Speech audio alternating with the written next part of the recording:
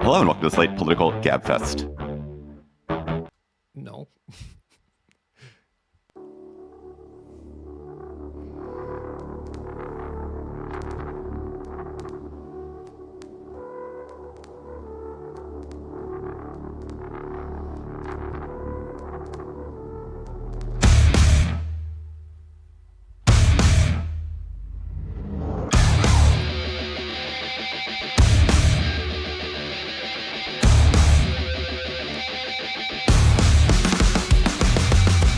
Woo! All right, we're back. Oh, it's been too long. Let me get everybody back into the screen here. So let's get rid of Kingpin. And this is Dr. Norbert coming to you live from London. And this is the Huggy Bear coming to you from Sweden. Say hello, Huggy Bear.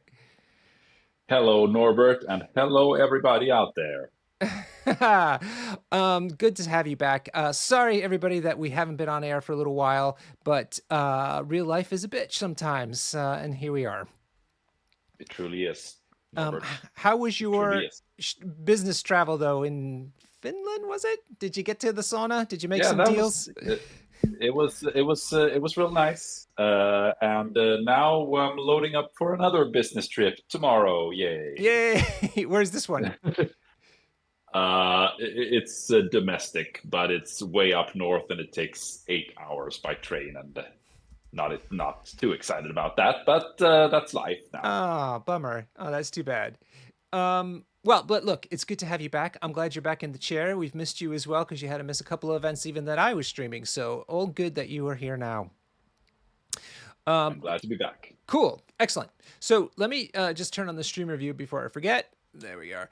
And tonight we are in week 5 of the season 15 TTS league. This is the last league for the year. So we're super excited about that. This is week 5 out of 6 of the regular rounds that we're going to be playing. Before I forget, there is, oh, it's in a different place. The guys, Jim, actually, one of the players tonight, and what's his name? Oh my God, now I've forgotten his name. He's going to hate me. Joe. It's Joe, of course. Joe Manji. That's it. Joe Manji. They are running a participation league coming up soon. It's going to start just after the WTC, I think on the 28th of October, and go for 5 weeks, I think, 5 or 6 weeks. Let me see if I can find that bloody link, though, now. Ah, man, now... I should have saved it earlier, but here we are. I've had a busy day. I don't know about you. Oh, I'm always busy now, apparently. Yeah, I know. You seem really busy these days. Yeah. It's the promotion. Killing me. Yeah, but it's fun. Oh, nice fan service or do we have host somebody? service. Yay! Thank you so much, Nick. So, Nick, that's the link. It's the Eurovision Wong Contest 7. It's up on Longshanks. The link is in the chat now, and go ahead and sign up. They're allowing all unreleased characters and anything that has real rules in it and stuff like that. So. It might be something that people are interested in, especially as we're going to wind down this league soon enough. Anyhow, let us take a look at the players tonight. Both are from the north of England, and one of them is going to be playing the new hotness, which is the Servants of Apocalypse. That'll be Jonah. Jonah is also the European TO for the leagues, and he's been that way, been that role for many years now, which is really great. So let's take a look at his roster first. And it is, let me get a little closer. It is Apocalypse, Archangel, Beast, Cable, Colossus, Wolverine, Toad, Psylocke, Magic, and Deadpool. Crises are Deadly Meteors. X-Force and Servants. Yeah. And we'll come to that because I want to tell the people about the Apocalypse thing because it's actually pretty complicated. All right, Deadly Meteors, Intrusions, Mutant Madmen, love it. Deadly Legacy, Fear Grips, and Scrolls. Meanwhile, on the other side of the table, Jimbo, which is Jim Gradwell, he's going to be playing Convocation tonight. And oh god, I hate when I do Ah. that. I know I hit the space bar because it's near the other buttons, and then this happens. When is AI gonna fix this problem for us, Huggy Bear, instead of making crappy pictures? Lizard, Dr. Voodoo, Sexy Strange, Bullseye, Ancient One. Oh, I love this. Magic, Rhino, Taskmaster. Ooh, spicy. Thor 2, the hero of Midgard. This is the 6th threat Thor. Yep. And Wong. He's got Skrulls, Mutant Extremists, Fear Grips, Scoundrels, Spider People, and Mutant Madmen. All right, let me tell these guys that they can go. So Jim's list looks like a roster that wants to be playing Thor on most points levels. We'll see if that checks out. He is, in fact, the summer kaiju of this year. He is amazing. I have And a extremely goblet. powerful. I feel like an Asgardian right now with this big goblet. It's not mead, Oof. but it's a very thick beer. It is known as the Yeah. best beer in the world, apparently. You know, a lot of people who don't know mead think it's some kind of beer, but it's actually way more similar to wine. In what Real sense? sweet wine. Well, it looked like dessert wine. Oh, okay. And it tastes like dessert wine. Oh, okay, like that. Okay, I see what you mean. Yeah. It can be. So it's not at all like beer. Do you have anything to drink before I toast everybody for tonight's game? What do you got there? Some Domenico? I forgot the name that was on the bottle, but it is the strongest whiskey I've ever owned. A cask strength Duveladi-doo-doo-doo. Wow. Or something. Yeah. 60% or something. All right. Well, look, cheers, everybody. Thank you for joining us tonight, and we hope you're enjoying MCP, and we enjoy bringing you this content. So cheers. I haven't had one of these since March. I've been saving the ones that I had left over from when I went down to Belgium. And so now... Oh, is it one of the Belgian beers? Yeah, it's one of the Trappist Westfelteren, known as the best beer in the world, and can only be buyed at the monastery where they make it. So yeah, I'm thrilled that it's cool again, and I feel like drinking these instead of cocktails. I love Belgian beer. Okay. Oops. Let's see what's happened with the gang here. Looks like Nope. Looks like Jim won the roll-off. Let's take a look. Side. It was Deadly Legacy is the extract, and Spider People will be the secure. Can you remember who had Spider People? I think that was Jim, right? I think it was Jim, yes. Yeah, I'm going to pick secures, question mark, what threat? Unless it's the same threat. That always happens. Let's see. 18 or 19. No, there is a choice. Okay, the map tonight is an interesting one. Oh, this is made by Carl. Carl is the lead designer, along with Erasmus. He's the lead designer, and he's put together this Ego the Living Planet. If anybody knows that reference, clue us in. Do you know that reference? It's the bad guy from Guardians of the Galaxy 2. Oh, is it? Kurt Russell. Oh, yeah. Oh, wow. Star-Lord's dad, you know? Oh, yeah. And it makes a face, doesn't it, this map? Yeah. Yeah, there it is. Good old Carl. That guy is a hoot. Man, I wish he was closer to us.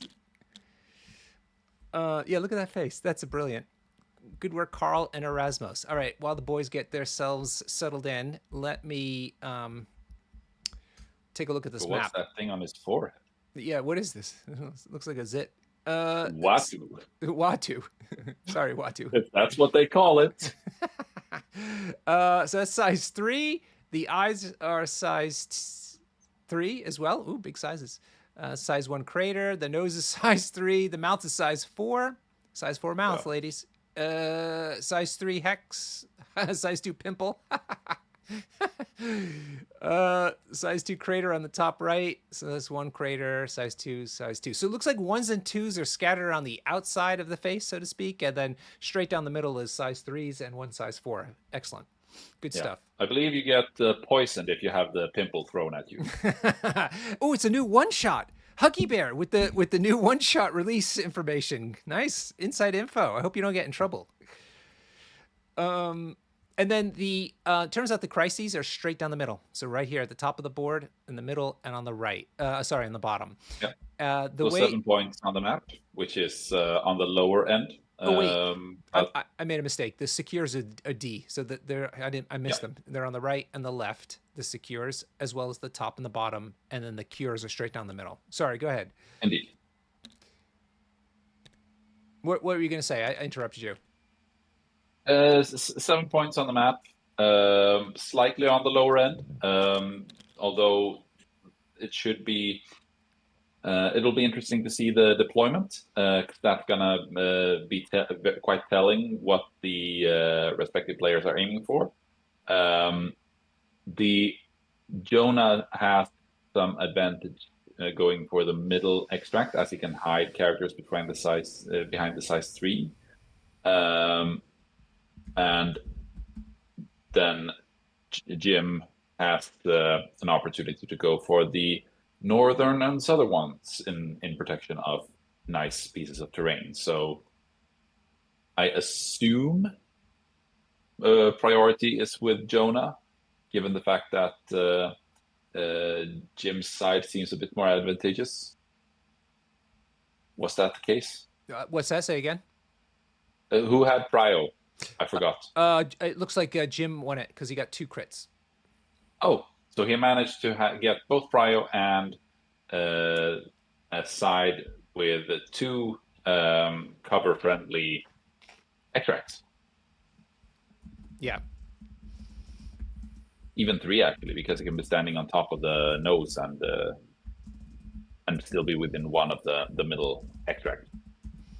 Will be interesting to watch the deployment and the team composition, especially the Apocalypse one. I'll try to wrap my head around it. I've been playing against Apocalypse a couple of times, but it's real complicated. Yeah, so we have to talk about that. My main conclusion is that his biggest advantage or his biggest stick are the global reroll. Just having access to 3 rerolls at any time, anywhere on the table, is massive. Got it. So yes, I just got confirmation. Jim did win prio and chose secures, just as we guessed. And as you can see now, there Jonah chose 19 threat instead of 18. Chose 19. So lots of characters. Look at that. Jim's got 6 wide. Jonah's gone 5 wide. And when I'm going to review the rosters, but then you're going to have to explain to the audience about how Apocalypse works with his horseman, because he's complicated, and on top of that, then the horseman bit is complicated as well. Right. So Jonah decided to take a beast and Toad and Cable, and that's still Cable, Deadpool, and Apocalypse.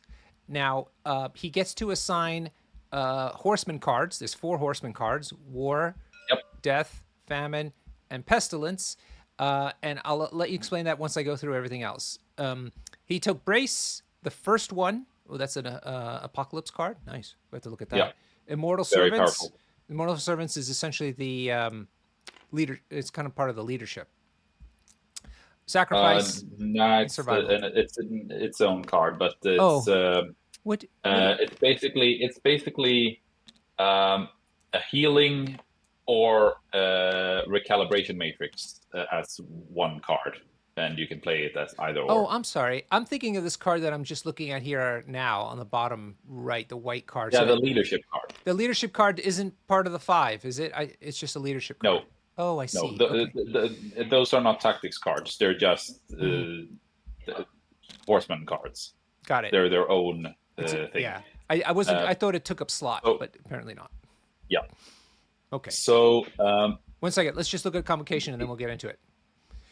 It's gonna take at least 20 minutes to explain the apocalypse. I know. Sexy Strange, who looks like he's having the leadership. Sexy Strange is the leader, because that is a tactics, not tactics card, but it's a card you can put on any Convocation character. Then he's got Dr. Voodoo. Looks like Lizard, Lizard, Wong, and still Wong, Bullseye, and Taskmaster. So lots of little guys. He's taken Brace, Ironbound Books, which is the common card, playing a Poldank, Sacrifice, and Survival. They both have Sacrifice and Survival, which is interesting. Okay. Yeah, survival is basically only good if you don't have prio. Right. This is the new card Then it's that's just massive. been added to the game via the Apocalypse box, and that's where at in the power phase, if you are injured, you can pay your whatever your threat is to play the card, and then you're not allowed to be damaged by any means for the first turn of the round. Yeah. So that's why So you're you saying can it doesn't work. become if you have prio. immortal for the first activation, which is massive against super tall lists, the 3 wide, the Black Orders, the old Thanos builds in various affiliations and stuff like that. So the type of builds that I've always disliked are heavily screwed by the survival card. But unless if you're not playing against that type of list, it's not massively better than. It's probably not even better than a card like Fallback or Sacrifice. It's it.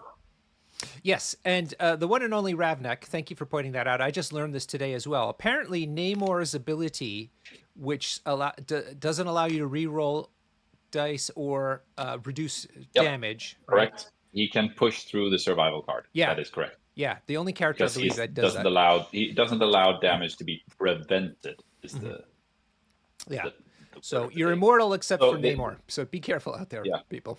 So Jonah has not yet assigned horseman cards to his characters, but I would assume that Deadpool will be Pestilence.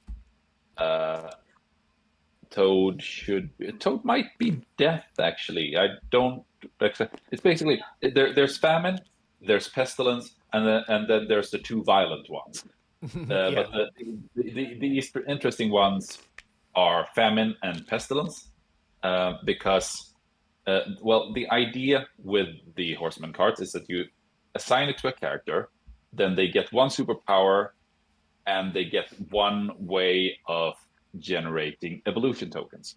And evolution tokens stack on the leadership card of Apocalypse, and those are the ones that you can use to either pay for superpowers that are on the cards, the Horseman cards, not any superpower, just the ones on the cards, and you can buy rerolls using the evolution tokens. All right, let me go real quick. On the deployment, we've got Apocalypse dead center. We've got Toad to his right, and far right is Deadpool. Meanwhile, on his left is Beast, and far left is Cable. So he's moved people very far apart. I don't see where he's assigned the character, the tech. Oh, here we go. So he's put. He's put Deadpool as Famine. He's put Cable has gotten War. Toad has gotten Death. And lastly, Beast has gotten Pestilence. So he's used all 4, which you don't have to do, by the way, but he has. Yeah. You basically, the design of Apocalypse makes it so you always want to maximize the number of horsemen on your team, because the advantages are just so big. Famine, thing of note is that Apocalypse himself also gains all of these superpowers that are on the Horseman cards, and he can use 1 of them per turn, which usually is the Famine place within 2, at least in my experience. So Famine makes you able to place within 2 of your current position, and you can also choose an enemy character within 2 and strip them of 1 power in the process. This costs 2, and you can finance it partially with power, partially with evolution tokens. So Apocalypse can do it from the get-go, round 1, with his 1 power and 1 evolution token, because he gets 1 in the power phase. And then the Famine Horseman, if at the end of his activation, if he has no non-dazed enemy characters within 3 of him, Apocalypse gains 1 evolution token. I don't know if you want us to go over all of these. No. I want to do the deployment real quick, and then we'll do piecemeal on Apocalypse. So Jim's elected to put Bullseye in the middle. Lizard was just to his left, and then Dr. Voodoo is on the far left. Wong is just next to Bullseye on the right. Taskmaster further to the right, and far right is Sexy Strange. Jim's got the priority, so he's elected to move Lizard, double move Lizard up to grab that center Legacy Cure. Which will gain him a point. Remember, if you, for some reason, which is rare, if you collect all 3 of them on the same character, he immediately gets knocked out, or at the cleanup phase, they get knocked out, but you get 6 VPs straight away. Could you have a look at which leadership Jim decided to go with? I would assume it's Circle of the Cosmos, but it is, sometimes. Yes. Yeah.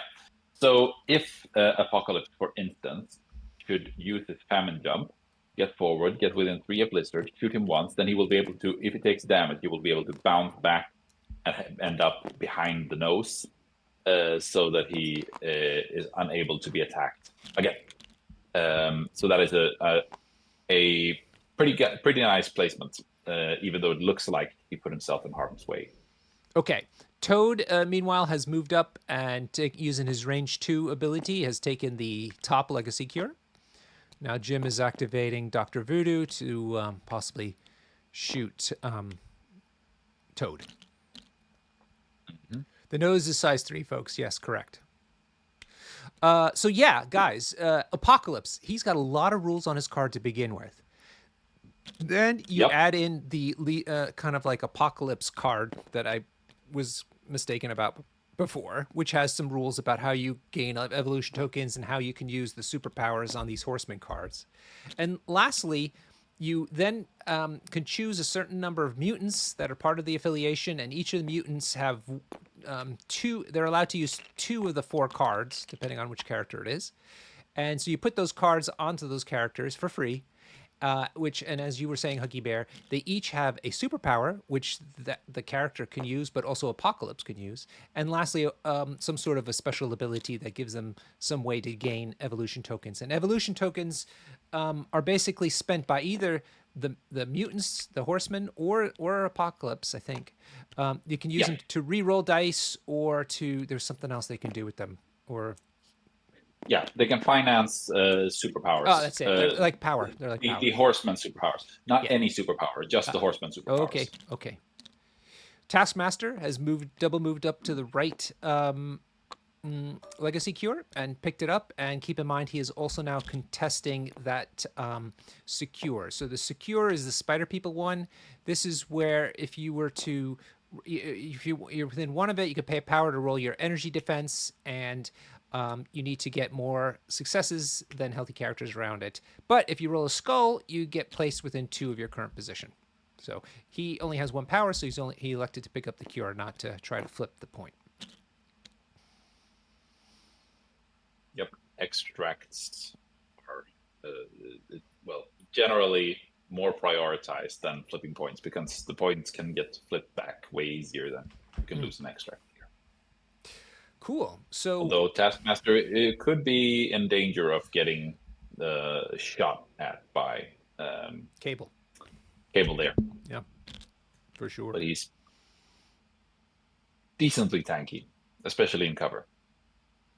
Want to welcome everybody tonight in the chat. Really good to have you. It's a really active chat already. A lot of banter happening back and forth, in addition to information. So about the game. I love it. In addition to information. This is just a big party. Information on the site, yeah. It's just a big party. Our motto is, what is it? Breakdowns, bants, and beverages, or beverages and bants. I forget which order it is, but all 3 of those are happening every time we stream, and I love it. All right. Cable's So decided to move up. question is if Yeah. Cable managed to get into an angle where where Taskmaster doesn't get cover. It's impossible to tell from here, I would say. So Cable's used his body slide by 1 to put himself within range. He can shoot range 5, but he's measuring range 3 because if you're within range 3, you also get incinerated, which is lovely. Nope, you Or get rerolls? incinerated on a wild, regardless. It's the two two rerolls. Two rerolls. That's it. 2 rerolls. Okay. Sadly, he rolled 3 skulls in the wild, so he got incinerate anyway. Womp, womp, womp. No damage has gone through. The skulls you can't reroll, folks. There's the incinerate. Well, yeah. Go on. So he didn't get power to do his Horseman of War, but the Horseman of War power only works within 2 as well. It's basically Warrior of Legend. So you spend 2 before you do an attack, and for each crit and wild, you get to change another dice to a hit. Oh, So wow. basically, yeah. And the first time he suffers damage from an enemy effect, and the first time he deals damage each turn, Apocalypse gets an evolution token. So yeah, it's not a beginner friendly faction. if there was cover here, no damage was dealt by the second attack either.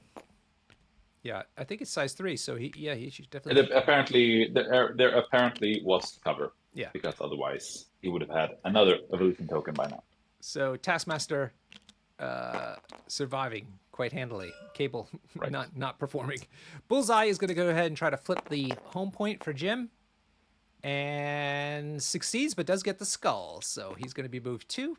Jonah's going to head move him right on back out of harm's way. But he has 1 action left to go, so he can move around and get to where he needs to be. Yeah, good. So this is Jim has now with the unfortunate Cable roll and him having 2 of the extracts, put himself in a position where he can play pretty cagey and still be ahead on points, which is very advantageous, of course, for the Convocation team. He only has Voodoo that threatens the top portal. So, and he's not particularly good at flipping them. So maybe it's going to be a 2-2 on the Secure and a 2-1 on the extracts when we summarize this round. Yeah. Meaning 4-3 to Jim. I'm gonna place my bet here on 4-3 to Jim. And then the real fun starts. Yeah. This is all the opening gambit, isn't it? Yeah. Have you played against Apocalypse? Yes, I've played against, can be 4 or 5 games, but it was basically back when he was spoiled. A friend of mine was tinkering with him a bit,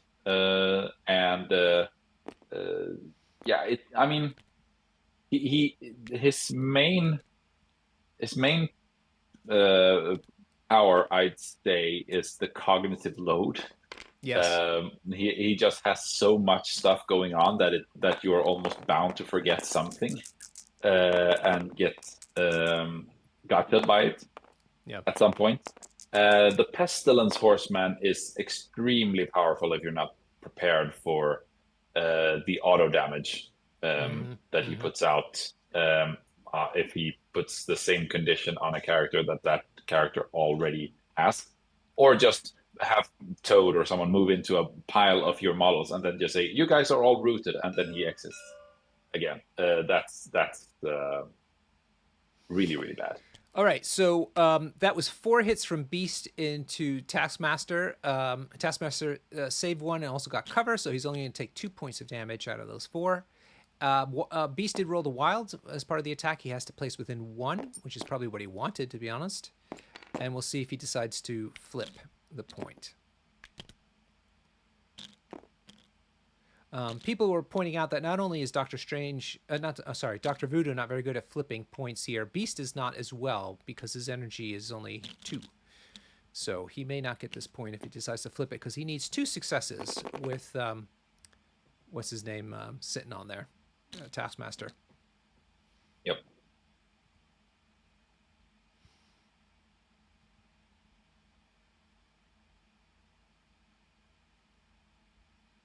Yeah, people saying he doesn't have enough power to throw either, and flip it. That is.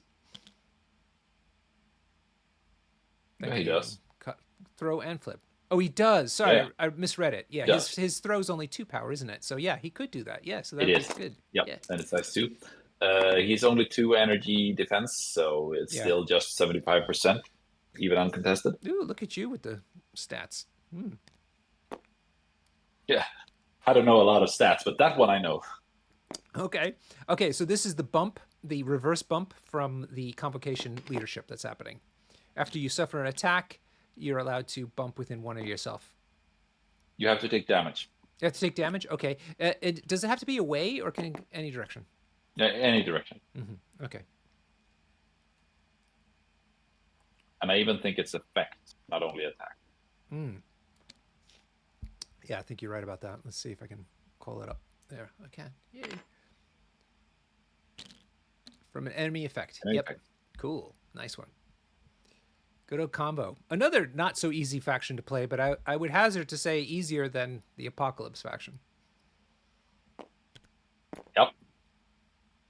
All right, so slightly less text to plow through. Beast through Taskmaster, I think, off the point, but elected not to try to flip it. Or is he doing it now? Maybe, yeah, he's doing it now. He's changed his mind. Here we go.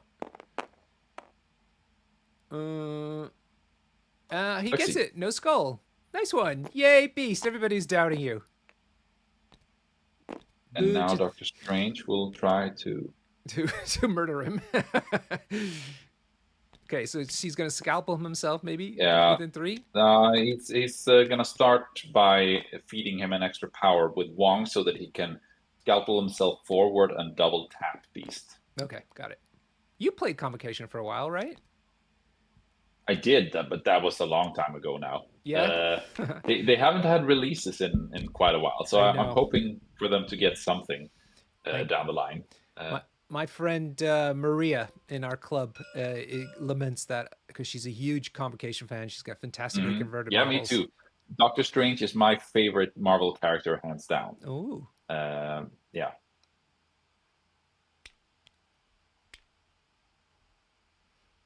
You have a doctorate, Huggy Bear? Or is it your wife? No, it's me. You? Oh, okay. Yes. So we are the most well-educated streaming channel available. Yeah, on top of everything else. I have to add that as a 4th qualifier of what we do here. Yeah. What's my ring, bitches? Wow. Okay. Huggy Bear unleashed. Deadpool trying to flip the top secure and manages it without a skull. Yep.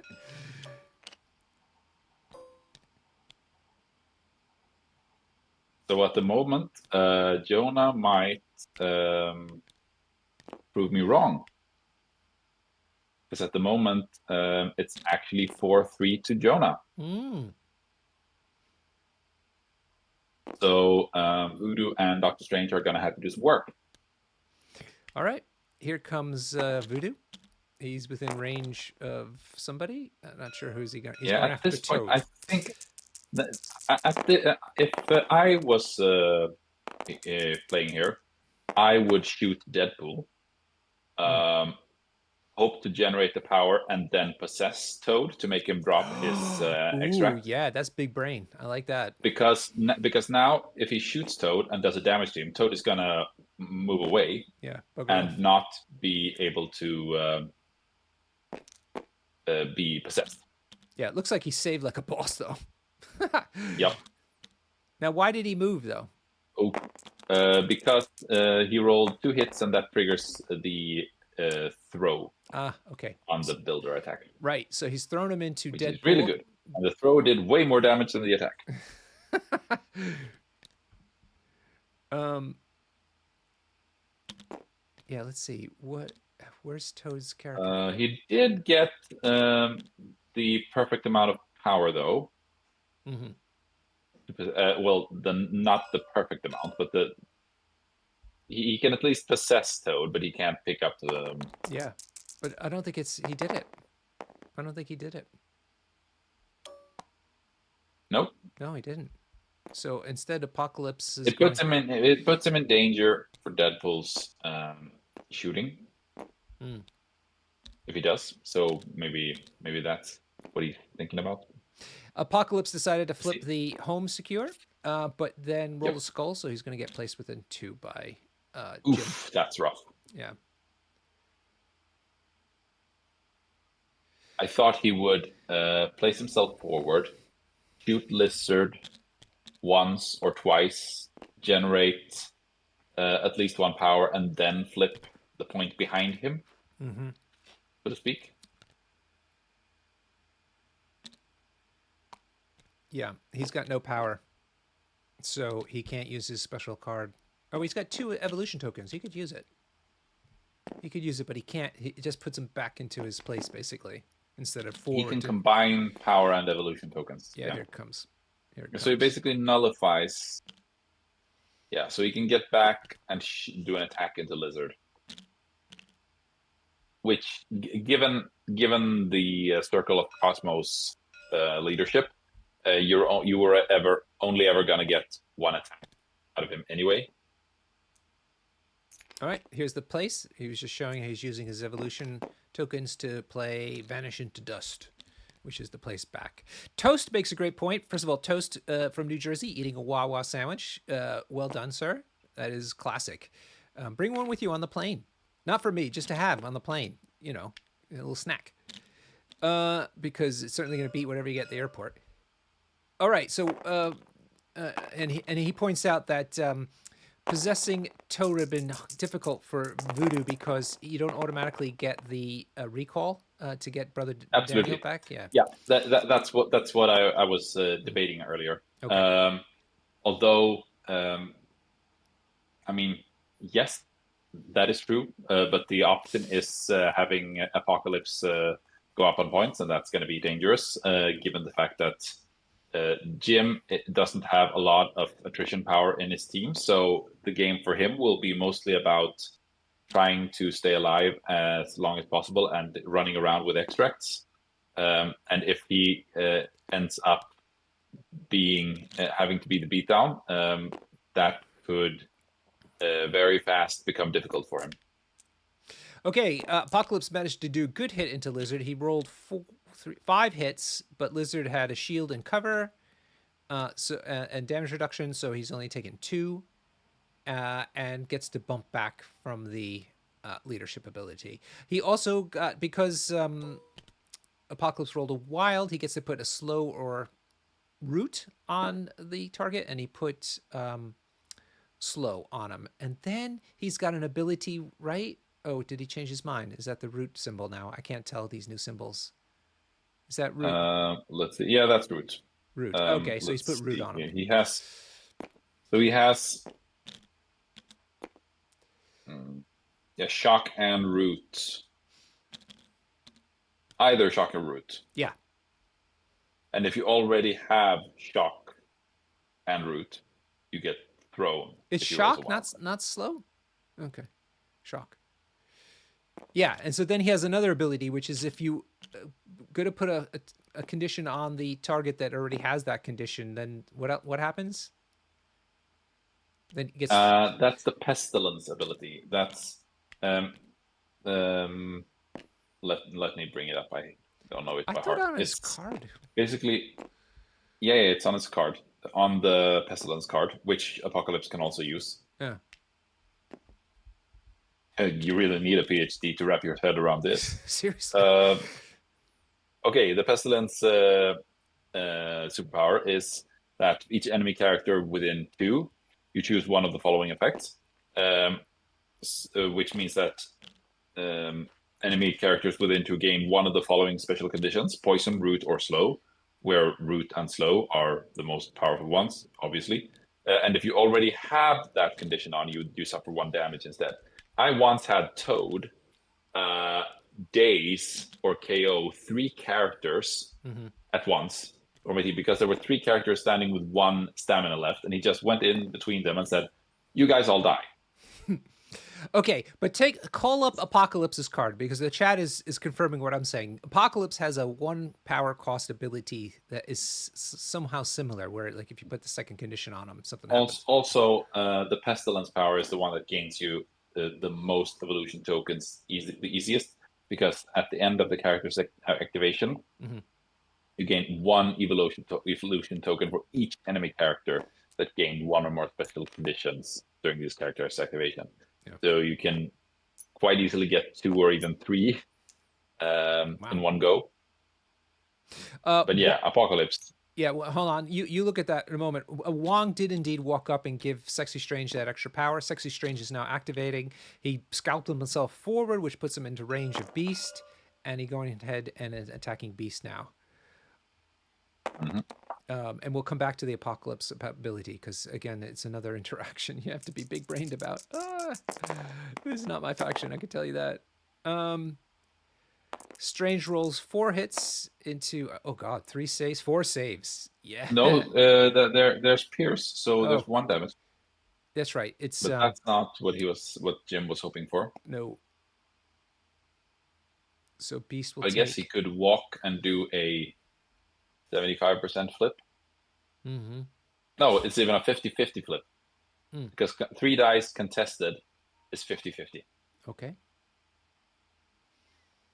So Beast took 1 point of damage after all that. Wow, nice. Beast is Pestilence and Cable is War.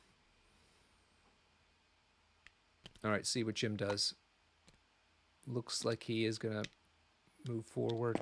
Attempt the 50-50. Yeah, maybe. Keep Jim... Strange within 3 of Wong to have Wong get extra defense dice because of Servant of the Sorcerer's Queen. Yes, that's right. Yes. Works for Sexy Strange too. So this is quite an important die roll, I say. All right, let's see what he does. He needs 2 successes. Yep. Boom. No skull. That's it. What a Boom. boss. Boop.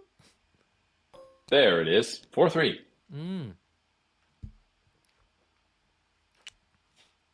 So were you right? I can't remember your prediction. Taskmaster. I said 4-3 to Jim.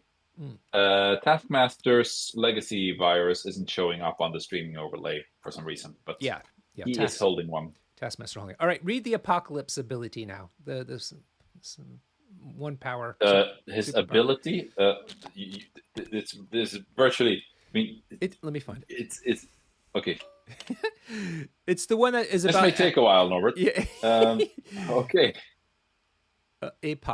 Apocalypse areas. The one I'm thinking of is you will be remade through me. 1 power. Yes.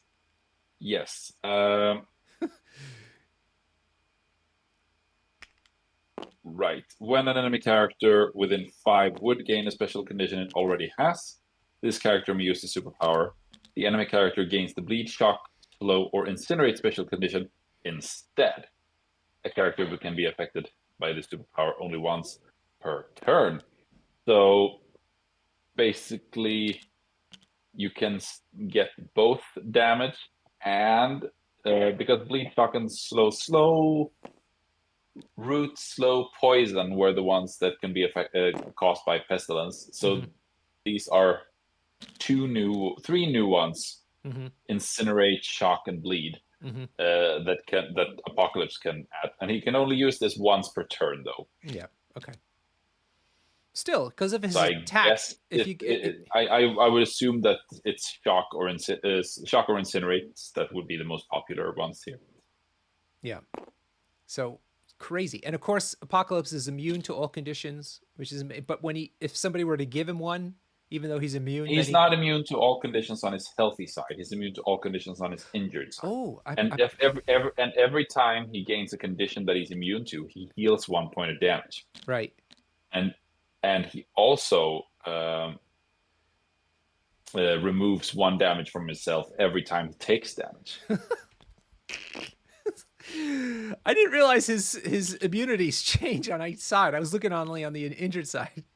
Good lord. On his injured side, he's immune to everything, Oh my even goodness. stagger. So and the sad thing is that a lot of attacks that trigger bleed, for instance, are mandatory. So you can't choose to not hand Bleed out him. bleed. Yeah. So you are going to be healing Apocalypse 2 if you do damage and roll a wild. If you shoot him with a gun that has wild bleed, for instance. So that's Wow. rough. So he's not gonna die from rapid fire most of the time. He goes down to big attacks. Yeah. As an X-Men player, I don't know what that means, but okay. I trust you. I mean, a classic way of getting big pieces down is throw incinerate on them and then shoot them with rapid fire. Lots of small attacks. Yeah. Eventually, you're gonna spike and do a lot of damage, even though you're rolling few dice from the get-go because we have exploding crits. But many small attacks. He doesn't die he doesn't die from 1,000 cuts because he heals one every time he takes damage. You have All right, so it looks like Jonah is having Cable go into Taskmaster, who remember is holding one of the tokens. Also incinerated, so he's only rolling 2 dice. Decent hit of 5 hits into. He gets a reroll maybe, but there it goes. So yeah, into no saves. Ooh, wow. that would mean dead Taskmaster. Yeah, not dead. He's That's just dazed. He's just a a little, legacy virus. Yeah, he dazed. a little He woozy. drops. He's a little woozy.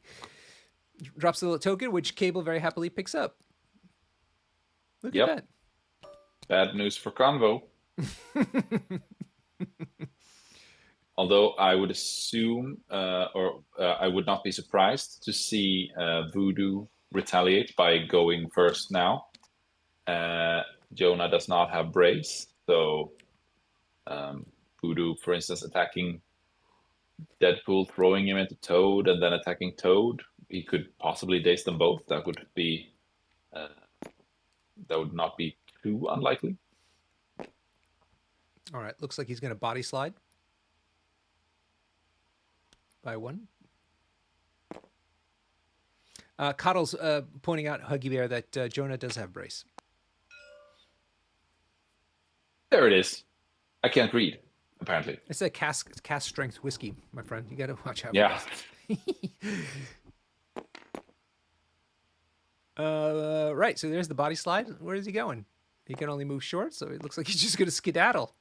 He's going to go seek out Papa Apocalypse. Yeah, end up within 3 so he can add extra defense dice to Apocalypse, perhaps. Wow.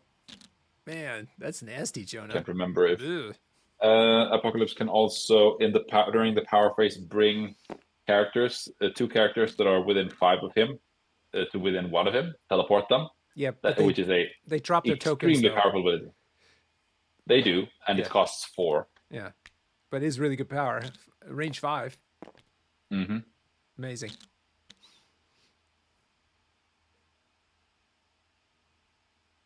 So I thought your wife also was a doctor because of her. She does research. She does not actually. She just. Oh, it's just a. She's an amateur. She's a museologist. Museologist. Okay.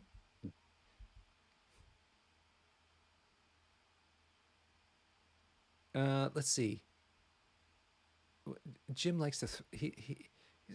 He's always thinking, Jim. So you see that he's got multiple rulers going around the table. He's got his hands flying around here. It's like a shell game guy. You know those shell game guys, right? Their hands are always moving. You know, they keep talking to you. You get a little distracted, and then boom, you lose the game. You lose where the queen is or the ball. That's Jim in MCP. Look at see these sticks flying around. Jonah doesn't know what's going on. He barely knows the rules of his cards. I mean, who can blame him? Interestingly enough, we did not see Armband books get played. It's not. Okay, So it looks like he's attacking up top here. So Voodoo into Deadpool, possibly Toad. Deadpool saves very well. No, sorry. Not at all. Not actually. at all. wrong character. One hit going into no save so far. The reroll though goes into a save. 1 damage. That's because Deadpool And knows karate. no throw. Nothing. It was a complete Sadly washout. for Jimbo. Boo. Dr. Voodoo off his game. Well, he does get 3 power because he saps 1. He gets 1 extra from the skull. Mm-hmm. Oh, that's nice. Wow. And if he does 1 more, he only needs to do 1 more damage to cause Deadpool to go down. And then he could, as long as Deadpool goes down, he could possess Toad. Maybe get the. He's probably too far away. Although Toad is not to be sneezed at under Apocalypse because he's the horseman of death. And that basically means that he is a 2-cost that hits like a 5-cost. Dope. Is that the reroll or the conversion of hits into or what? No, it's the he rolls 1. He can spend 3 power to roll 1 extra attack die for each damage point the opponent already has. Oh god. Up to 3. So he gets if he's attacking an injured model, he could have 7 dice attacks. Ooh, Jonah plays Sacrifice. But it can only be used once per turn. Okay. Sacrifice. I'm not sure which the original target was, so we have to kind of keep an eye on who takes Most damage. likely Deadpool, I guess. Yeah, I'd imagine. Jim's rolled and he gets 4 so hits. he's gonna into force the brace here unless Jonah wants to have his Deadpool dazed. Sacked into Toad. Which you kind of do. You kind of do want your Deadpool dazed because he's way better on his injured side. Yeah. So sure enough, Sack was used to put the attack into Toad. The Voodoo did get the trigger to throw Toad, but now Nice. Deadpool is going to brace Both it. restricted cards burned to prevent the effect of 1 attack. That's what we like. Wow. And Voodoo has loads of power. Yep. But He has, however, he's gonna failed. He's going to do slippery now. Yep. And Deadpool is going to be able to open fire. All right, that's it for Voodoo. Not so great, although the 2 restricted cards are now off the table. There is that. Which is not nothing. Not nothing. Nothing to sneeze at. WTC list lock has been extended for a week because of the recent ban and restricted list changes that AMG put through. It was going to originally be due this Sunday, but instead they're going to be due this coming Friday. So not 2 days from now, but 8 days from now or whatever. Those changes look small, but I think they are absolutely massive. Yeah, we wanted to give people a little bit more time to try to figure out the things so that everybody comes to the event feeling secure and up to the greatest ability that they can, as opposed to having something kind of rushed on them. Exactly. Okay.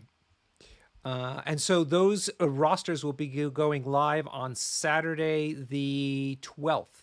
So Saturday the 12th, if you're a podcaster or just an interested player, be on the lookout for the rosters to be revealed on Longshanks under the WTC 2024 name.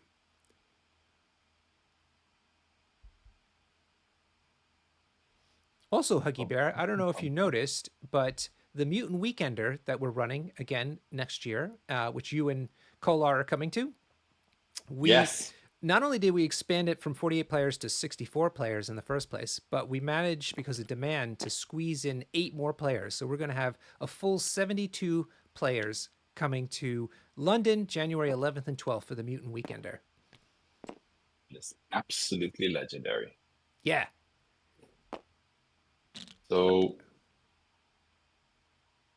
Jim is measuring again. I'm not sure if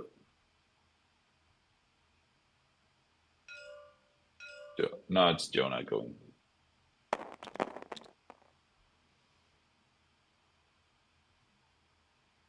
Looks like Deadpool shooting voodoo now. So I had to deal with the spammer in the chat. Get out of here. Mm. Ooh, Tarnium is coming to the Mutant Weekender and is bringing Apocalypse. That is apropos, my brother. Thank you for that. That's amazing. So Deadpool shooting into voodoo. Makes sense. So far, no damage has gone through.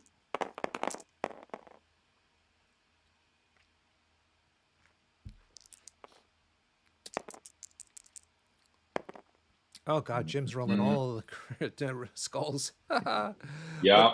But Jonah's not rolling very well either. PU, this place is stinking up with bad dice rolls.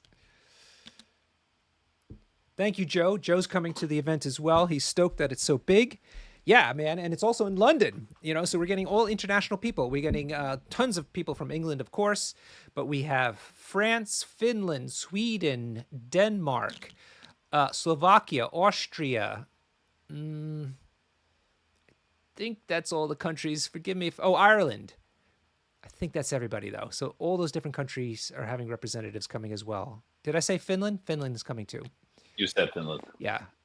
So we are thrilled. We're just over the moon with it. We're getting surprise support together now as we speak. We got lots of custom goodies that are going to be given away to people. Plus, we're working on prize support as well. And all that will be revealed as we go through the coming weeks.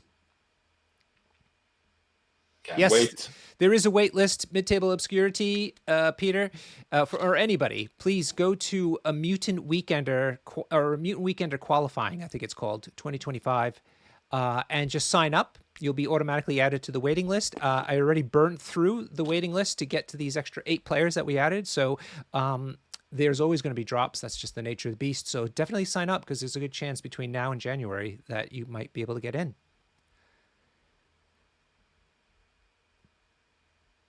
So I don't think Deadpool did bupkis to Dr. Voodoo. Nope, he absolutely whiffed. Yeah, Moonsault totally whiffed into Voodoo. Nothing. And Voodoo rolled a couple of skulls in the process, so he actually was benefited from the attacks because he gets power from the skulls. Hey, Peter, if you wouldn't mind looking up the Mutant Weekender qualifier so that you can sign up on the wait list, and could you post the link in the chat so people can have it handy, please?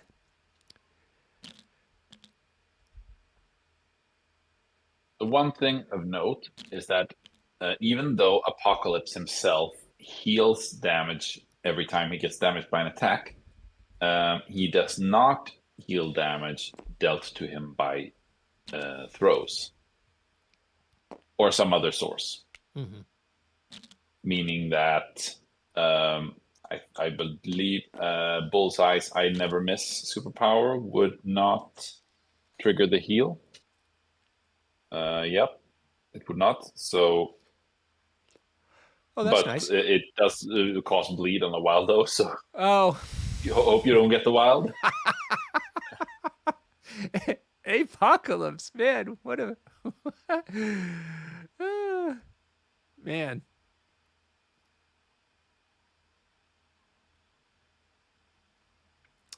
Okay, Jim's still deciding what to do here, so we're not behind, which is good because I'm deep into this beer. I haven't had this beer, the high alcohol level of this beer.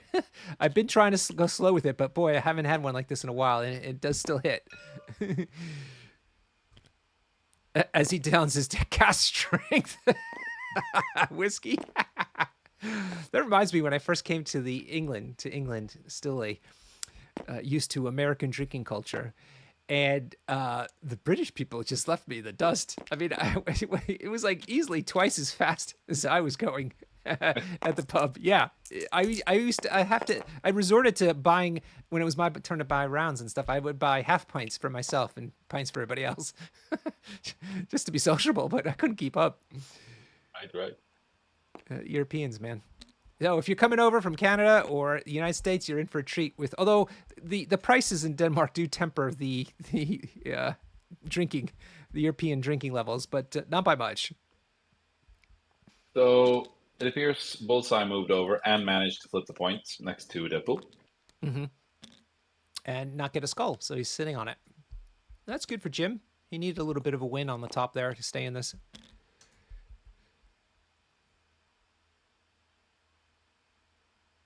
All right. Yeah, this round is going to be a constant wait for the big apocalypse activation, obviously. Is he like Thanos, where he tends to go very last? Not necessarily, but most of the time, I guess. Because he's quite survivable, so he doesn't have to go early, basically. No, so it's not the same. And I mean, as soon as he's gone, he a lot of breathing room opens up for the opponent. At least that's the way I feel when I play against him. Mm-hmm. But well, that's interesting because Thanos, because of his control capability, tends to go quite late. Yeah, in the round, if not absolutely lost. But definitely. Jonah's still thinking about it. And the thing with Apocalypse is he has a 7 dice range 3 builder that can choose its own damage type, which is really, really good into Doctor Strange specifically, as long as Ironbound books isn't up. Look at this. Toad moves forward. Range 2 is able to flip the point without getting the skull, and now is just going to bugger off again. What a Chad. That's what you expect from Toad. I hate that guy. Giga Chad.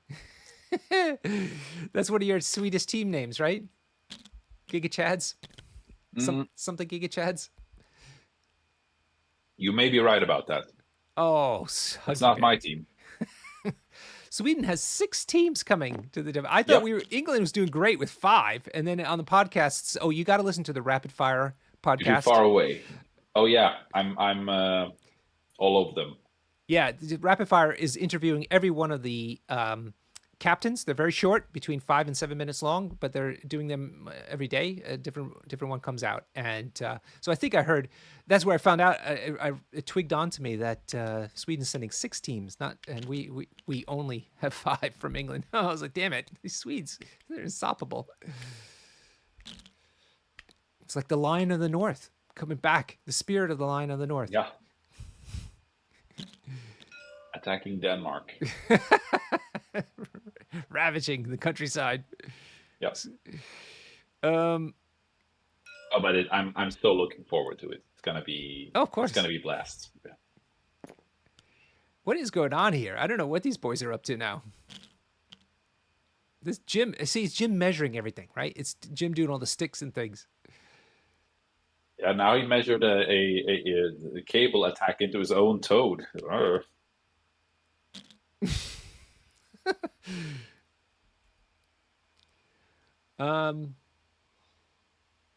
Yeah, looking forward to WTC.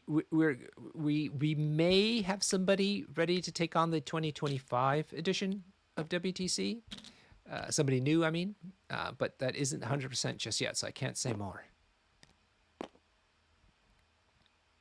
All right, Jim, is he committing to Lizard? I think this is a good move because Jonah can't get another character onto the northern point other than Apocalypse himself. And that's going to force him to move, and he's going to want to make as many attacks as possible. So good move, especially if he can get lucky and flip the point with his 50-50 roll here. Gets it. Gets it. Nice one. No skull either. Yep. Oh, look at Jonah straight Jonah in there. Immediately. Yeah, look at him. Wait, that is an eager man. Jonah, not just a TO swinging his banhammer, but a vicious player as well.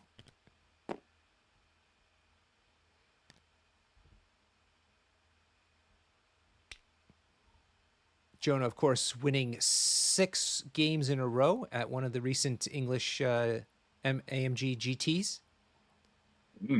Yeah, really impressive. The only issue is that he was playing an unaffiliated illegal roster. So at the end of the event, had to concede it to the other guy. Oops. No. Which, to his credit, he noticed first and brought it to the attention of the TOs. He wasn't called out. What was the mistake? He thought Logan was affiliated in Weapon X, or yeah, maybe Weapon X. I can't remember, but it was Logan was the problem. He is affiliated in Weapon X. Yeah, then it must have been Maybe X-Force. He's not affiliated in X-Force. Yeah, that's what it is then. Yeah, it was definitely Logan. So whatever, he's wrong. Yeah, X-Force. Thank So you. he Guys. played him as affiliated for the entire event. Okay. Well, not into his mind. Oh well. As far as he's concerned, it was. Yeah. So that's his new handle on Longshanks.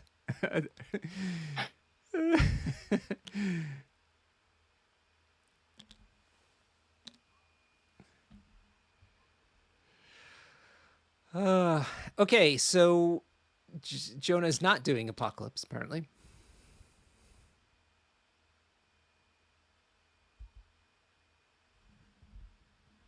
Still thinking. Yep. Okay.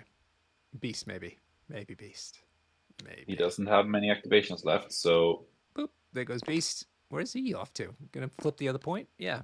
Well, there's Wong there, though. Looks like it. He hadn't calculated Wong into this equation, has he?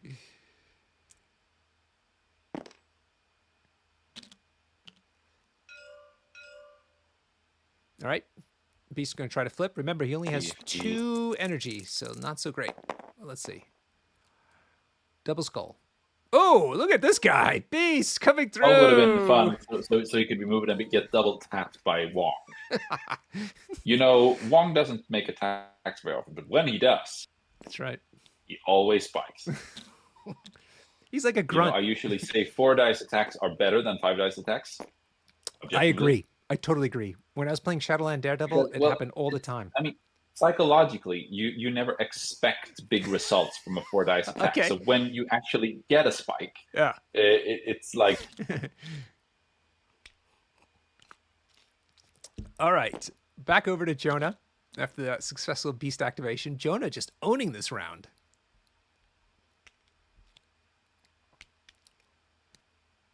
And Sexy Strange looking to get into range to take him out. Let's see. Yeah. He's unable to scalpel at the moment unless Wong goes first and feeds him power. But I assume Wong would want to go and flip the point.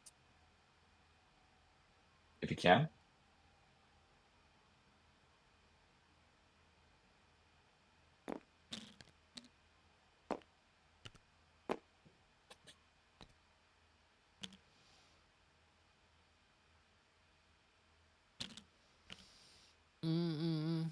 Yep, still thinking about it. There was a topic I wanted to bring up today, Huggy Bear, and I can't remember what it was. Oh, yeah. I saw a video where this cheeky Gen Z person, influencer, whatever, kept referring to things that happened in the 1900s, and it was driving the Gen X person up the wall.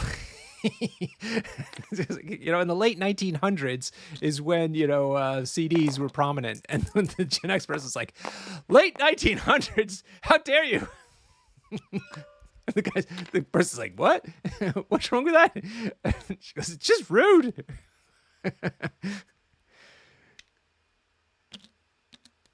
Okay, so Wong Those were the days. Wong did go and own that point. He went up to Beast's point and rolled 3 successes. Don't mess with Wong. Oh my god, so good. So, but now, thing is, there's literally no incentive for Apocalypse to not attack Doctor Strange.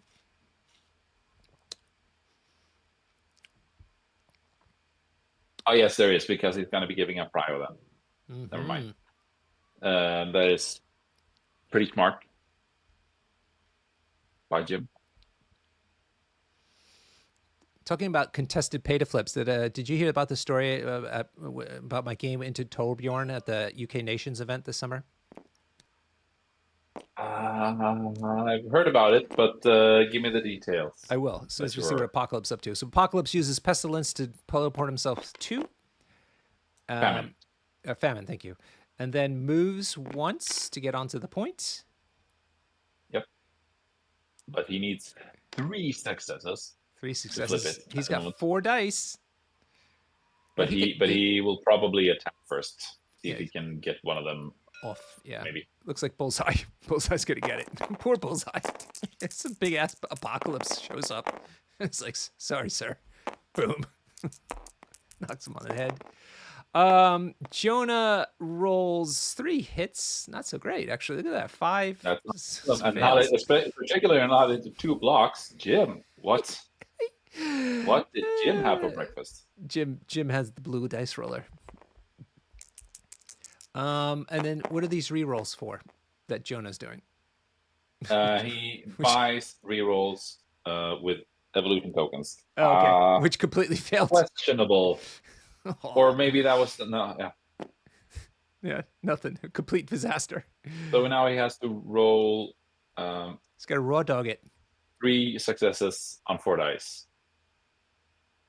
But hey, He's a apocalypse. Let's see, is he gonna do it? He's throwing the sticks out again. He's doing his distraction technique. What did they call those people who are on the sidewalks doing those kind of shell games? What do they call those guys? game. Not con man. Mine?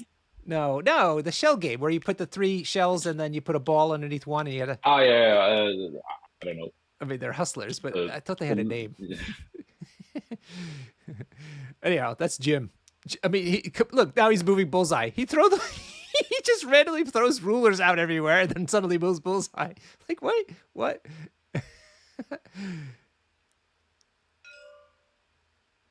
Scam artists. Grifters. People coming up with some good names. Okay, so he tries to do the flip and fails spectacularly, but no skull, so there's that at least. Ugh. All right, so Doctor Strange going for Cable here. He could technically double move and flip the other point, but having Cable start his activation within 3 of you is bad for your health. Yeah. So maybe he wants to move up. Yeah. So Convocation owns the bottom point and the left point. I think Apocalypse owns the top point. Do you remember? I can't really see. He does not. He does not. It's 3-1 to Convocation on the points. Yeah. So at the moment, it's going to be at least 4-3 to Jim. He might not have to go for another point here, actually. Mm-hmm. It might actually be the smart pick to not actually do that. Was it Toad and Cable have the extracts? Yep. And it's going to be hard to get either of those. Why doesn't he? He doesn't have a lot of power, so he can't scalpel Beast out of there. So he's going to try to hit him instead. Yeah, here we go. Beast having 1 hit point damage so far. He's taken 1 hit point. Yeah.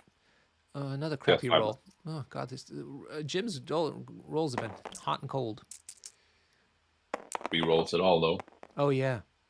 Oh, there we go. That's better. There's MCP spikes. And that's no blocks, so oof. He buys a reroll though, so maybe he survives. Let's see. Nope. It's probably better it probably would have been better for Jim if he had survived on 1, because that makes him easily. But I think he wants to remove his activation extra. Oh yeah, he doesn't have to flip that point. You're right. Yeah. Okay. You're right, Huggy Bear. Yep. So that was nice. Now he can scalpel himself or just kill. Yeah, he's chilling. All right, that's the end of the round. Mm-hmm. Joe's concerned. So 8-6. 8-6. Not what Jonah wants to see playing Apocalypse. He's supposed to be the dark horse here. Of course, Convocation's quite a dark horse, despite being an older affiliation. Right. So I was playing against Trollborn, one of the best players in the world, probably best player in Sweden after Huggy Bear, of course. at the UK Nations. I was thrown under the bus. I was the bus player into Torborn, but I played my best and actually was winning. And I can't remember if I was just sealing the deal at this point or I needed to get this flip to happen. But Storm walks over to a pay to flip point with his Zemo on it. And I had loads of power, but I was so excited about this happening because it was Chilburn, right? That I just go ahead and say, okay, I pay one and I pay to flip. So I totally raw dogged the roll, and I got it. I got the double success and got the flip. And he goes, why didn't you just throw me off the point first? I was like, because I forgot. I truly did forget. He was so mad. You had to have 2 successes. Yeah, 4 dice. Because it was 4 dice, I think. Yeah. But that's at least 75. I know, which is what I had in my head. But I literally could have just thrown him off the point, and it would have been even better chance. But yeah. I raw dogged it on him, and I don't think he was happy about that. I wasn't trying to rub it in. I was too excited. That was so funny when he's really angry at me that I didn't do it. He didn't even throw me off the point just because he rolls the dice. Oh yeah, it was definitely throwing the dick on the table kind of move.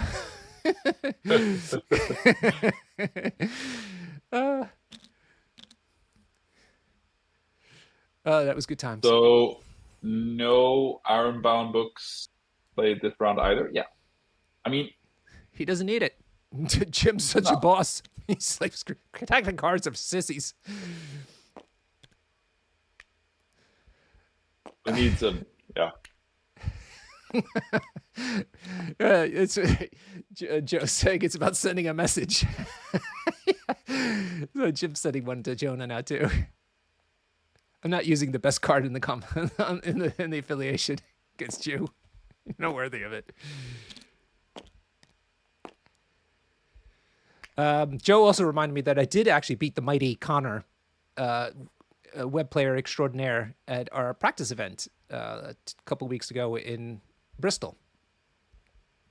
Huh? Yeah, it was bad. I'll let him tell the story though, because a lot of stuff went my way that really shouldn't have. It was pretty devastating. So I don't consider it a real win. So this will be an interesting turn to see if Jim can manage to keep this scoring pace going, in which case he puts himself in a good position to win next round, or can Jonah turn this around and make it tighter and more exciting? Problem is that Jim is threatening different points of the board. If Jonah activates a character in the north first, Jim can respond by going with Strange and possibly KOing Beast. Mm-hmm.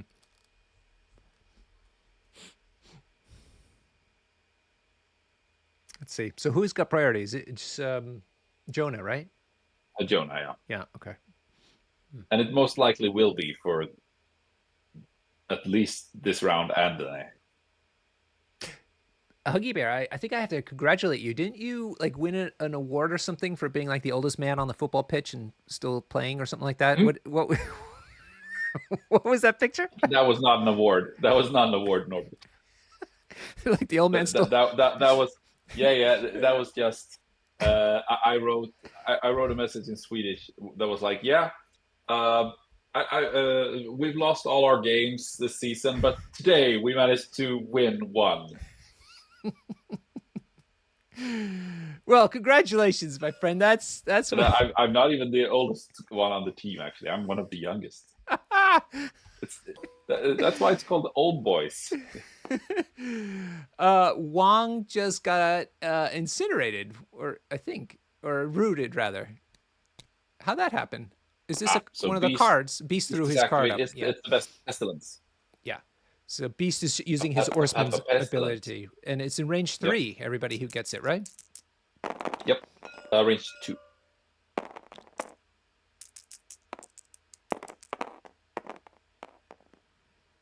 So yeah, this is probably a good move by Jonah, Yep. because Beast was in danger of getting KO'd if he doesn't move now. Boop. So that's Range. is that the leadership move? No. Why did he move? Oh, because he could roll the wild. Sorry. Yeah. Okay, now he's going to try to take out Wongers. Oh, poor Wong. Come on, Wong, tank that bitch. Ooh, 4 hits though. Come on, Wong, you can do it. Looking bad. Yes. 4 physical defense. Oh, come on, Serpent crit. of the Sorcerer. Crit goes. Yes. You suck at Beast. This is Wong you're fucking with. Man, I hope Wong just kills Beast now with 2 4-dice attack. Oh wait, would be it was epic. a reroll. Did he use the evolution tokens to reroll? Yeah, he did. Oh Oh no! Oh, wait, well, he's still alive. Still alive though. 6 against 3. does. Yeah, he's still alive. Wogger don't Hey. care. Why reroll you want, bitch? I'm still here. I'm a survivor. Oh, that's so good. So, I assume he's gonna throw. Yeah, I should throw him. Throw him into that big mouth and take the extra point, free point of damage. Yeah. Wong does have brace though. Jim's not gonna use his cards. Come on. He wants Jonah to have a good time until he loses.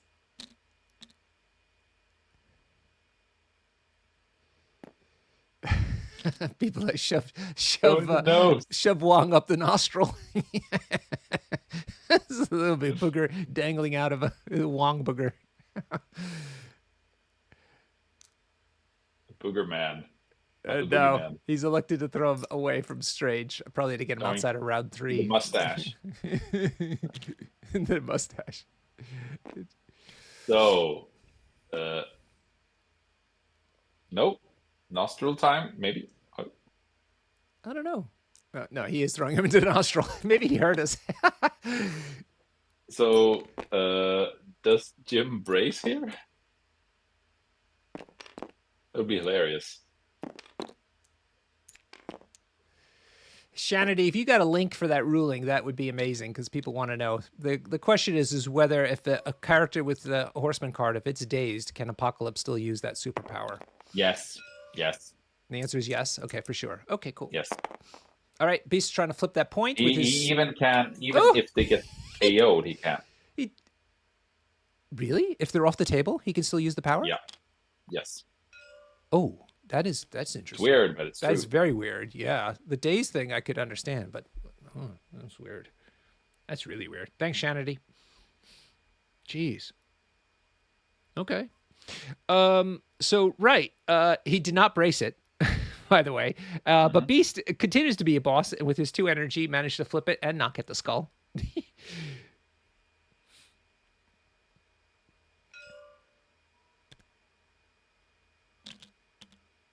So maybe Bullseye takes out Toad here. Oh yeah, that's a great point. Let's see, Toad's got only 1 hit point left as well. And as you know, Bullseye, right? What? Bullseye what? Huggy Bear, come on. He never misses. He never misses. That's right.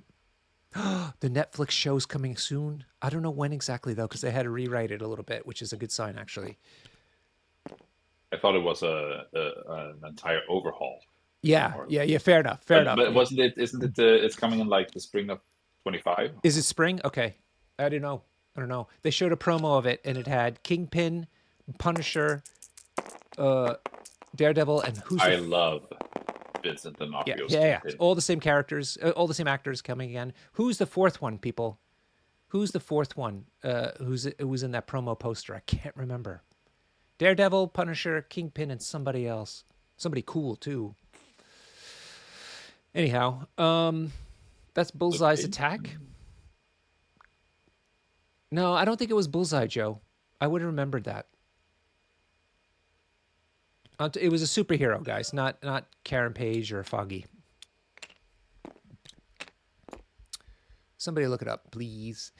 Yeah. So okay. So Bullseye did take down Toad, who drops his. So I never miss extract. should cost 2 here because of Root.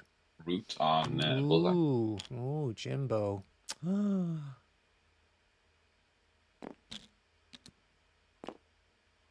All right, nobody's coming up with the answer. Everybody's just guessing.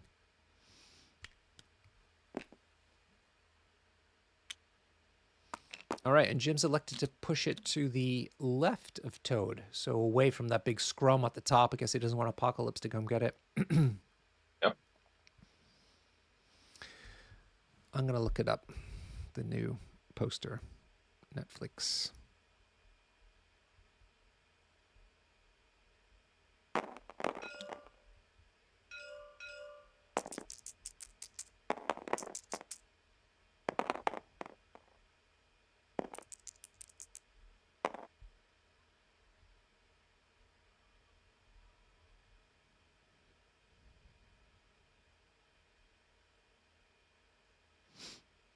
What just happened? I was missing those dice rolls. So Bullseye took out Toad Okay. using I never miss. Not sure he's gone. Done his, there's the second action. Okay. Not sure what he did. Ah, There were I no found it. arrows. It's a guy who's dressed in a white outfit, a white tiger. Isn't White Tiger a girl? Oh, maybe it's masked, so I can't tell. But the physique looks rather masculine. But I don't know. Maybe white tiger.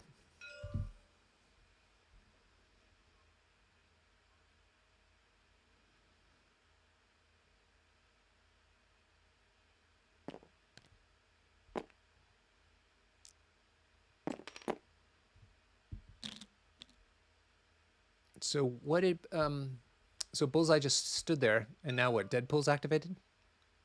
Yep. Famine jump. Collect that legacy cure. Oh wow, and he's healed up to only 1 damage with his healing ability. Yeah, he did that last activation. Excellent. So he's walked over to pick up that legacy token, and what? Gonna walk again.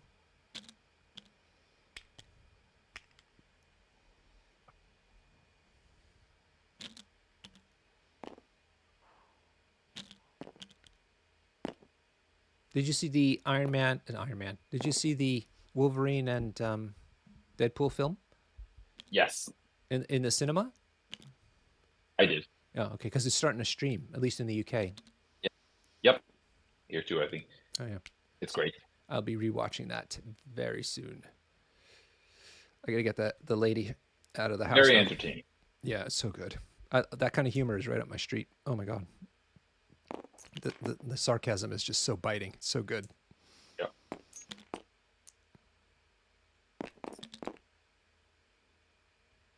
Okay, Deadpool goes to the back point. So he's sitting on the pointer, and he already owns it, so he's not going to try to flip it. He's just going to guard it.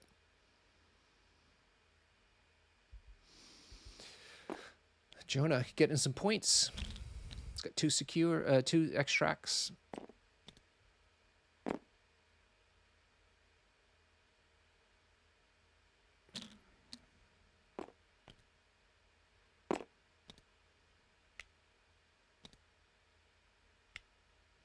Now, Lizard looks like he's going to go after him. Lizard is Lizard. Only 1 hit point He as well. is rooted. He's rooted, yeah. But he can double move and 50-50 flip. Both. Mainly wants to get out of there with his legacy token, but probably a bad idea to go stand next to Cable.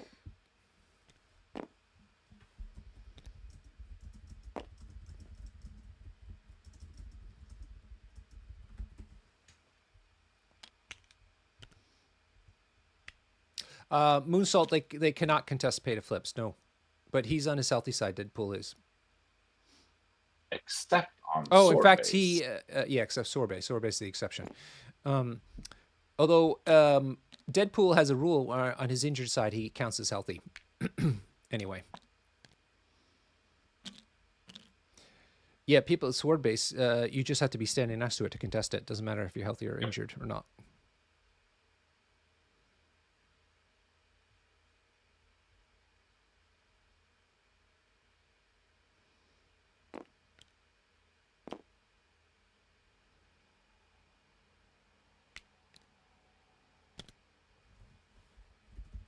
Jim doing tons of measurements. This is MO. It's the shell game.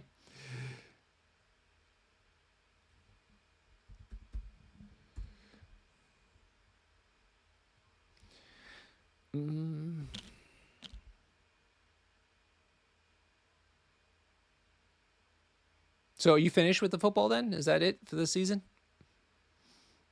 Well, the matches, but not the practices. Those go all year round. Oh, really? Oh, okay. It's cardio. Mm. You need to stay healthy. Yeah, that's right. Every year gets harder. Doesn't get easier. Yeah.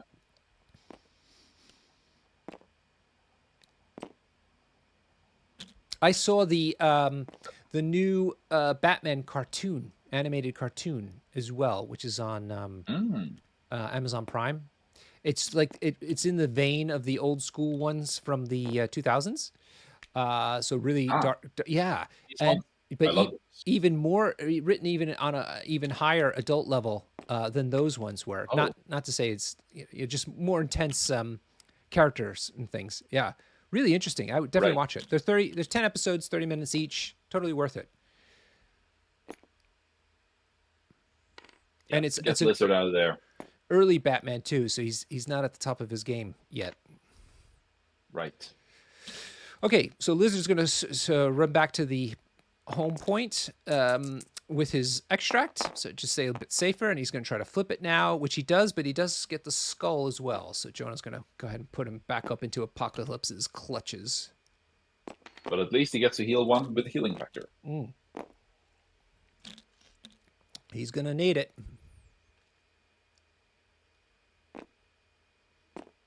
That's Lizard done.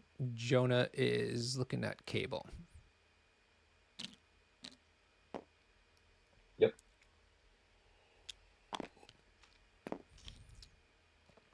My body slide? Yep. Body slide. Oh, maybe not. Maybe. Maybe not.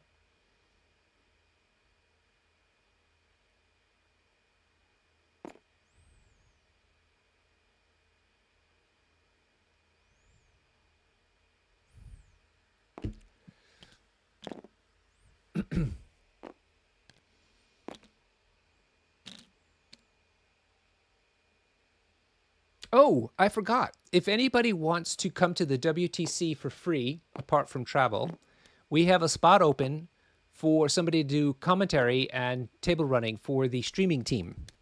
So if you want to be part on the professional casual team that's helping out with the streaming, please message me. As I said, the room and board is covered. You don't have to pay for that. You just need to get yourself to Copenhagen on October 19th to 20th. If I wasn't playing, I would be all over that. I know. It's the Tim from Professional Casuals coming over, and he's a sweet guy, loads of fun, knowledgeable, and professional. So perfect. So just come on if you're interested at all and be part of the party. Also get some airtime. Get yourself to the WTC. Message me on Twitter, Facebook, Discord, all the things. All of them.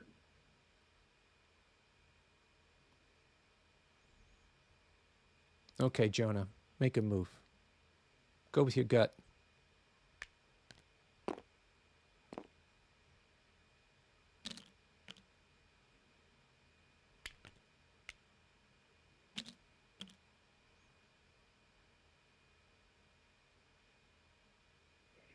Lots of thinking going on. Very important phase of the game. Yeah, I mean, Jonah's under the gun here. He's got 2 extracts and 1 secure. 1 point. Yeah, not enough. Not enough, no. Cable is not looking to wing any points here. All right, Cable's gonna go for it. Looks like he's going after Strange, rather. Ooh, just out of 3. Ah, No, bummer. that's too bad.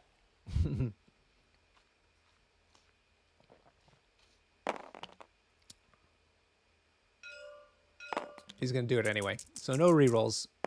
Still got a potent gun. Yep. No, not with those blanks. But Block. no, Jim's doing really well on his blocks today. I know. Jonah's sticking up the place. Woo. Womp, womp, womp, womp. Yeah, that's not gonna do it. Yeah, but this creates Oh, he's gonna use his a rerolls. dangerous. He's using the evolution tokens to reroll. Sure, yeah. Because this will create a dangerous situation. There we go. Ooh, look at that. Yep. 5 hits. Oof. Yeah, into 2 saves. That's more than 2.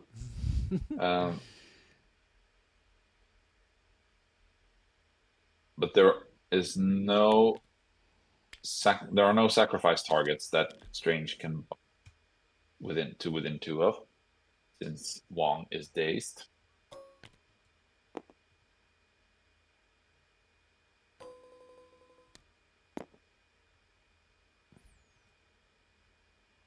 Gotta get rid of another spammer. Boy, we must be hitting some good numbers, Huggy Bear. The spammers are attracted to our stream. Yeah. All right. So that was Okay, it. Is that Cable done? Strange is no. He has one other shot, but Strange is gonna bump into cover now. Right. Okay. So he will be, but he did get incinerated. So.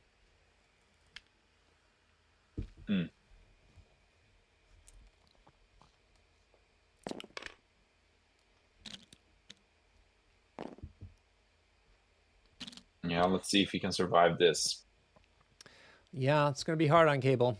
He needs one of those spikes. Let's get up. And it appears Jonah still has 2 Evo tokens because he did damage. Yeah. Oh, people mentioning throwing the cover first. Yeah, good idea. I would not think of that either, even though it's a great ability that Cable has. So let's see. Yeah, and also, yeah, Cable can throw the size 3 as well. Yeah, but no. Get rid of it. Jonah's like me. Nope. Raw dog it. Cover means nothing. Oh God, not with that dice roll. Ooh. Look at it. Both of them. Strange rolls. Strange blocks it with cover though. Yeah, with cover only though. Gosh.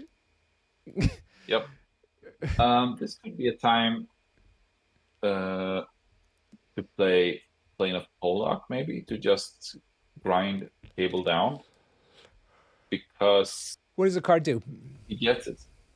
Plane of Pollock, it's Dark Rain, but for mystic attacks. Oh. You pick a character in your opponent's team, spend 3 power on a Convocation character, and for the rest of the round, you get to re-roll any mystic attack dice going into that character. Mm-hmm. But if Jim can kill Cable this round and take his extract off him, then he looks like he is to be in a really good position. The difference between Jim scoring 4 or 5 points this round is quite big, because if he scores 5 now, he only needs 3 in the next round. So even if Jonah manages to get a swing, he's still in the driver's seat to score out. Jim, that is. So.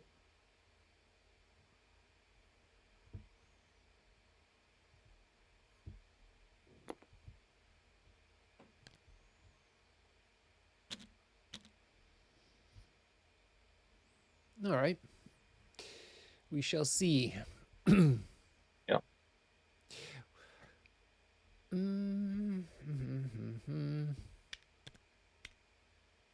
Oh my goodness, a 3rd spammer. Woo, we are doing great, Huggy Bear. I think our OnlyFans account is going to be really successful based on all this attention that we've got here today, if that's any indication. Let's assume so.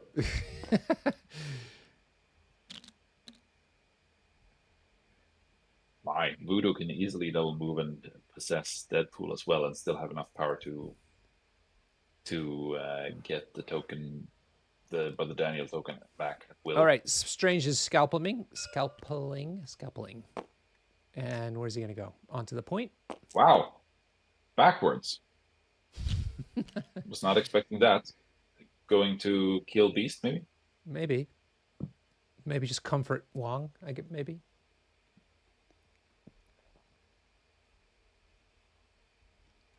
Are you standing up? Are you at a standing desk right now? Are you doing that? Now I'm sitting on a stool, Oh, a bar stool. remarkably upright. Yeah. Yeah, Strange is gonna suck that Wong out of that nostril. Oh no! He's got one of those little bulbs, you know, for the kids. Suck the Wong out of the nostril. Oh, Jim's using a card. It's getting serious now, people. It's playing a Poldark. Just like you said. So is Or it the against plane of- Beast? I thought for like a year, I thought the name of that card was Plane of Poldang. Sure. Why not?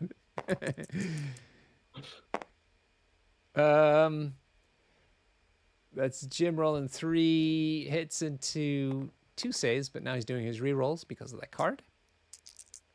Remember the Pierce as well? Oh, yeah. Okay, 3 hits with Pierce into effectively 1 save. Or so 2 go 3 through. damage. 3. Oh, 4. Yeah, sorry. Yep. 4 into effectively 1 save is 3 damage going through. I think Beast might have re-rolled some defense dice, which is one of his abilities, but I don't think it came to anything. No.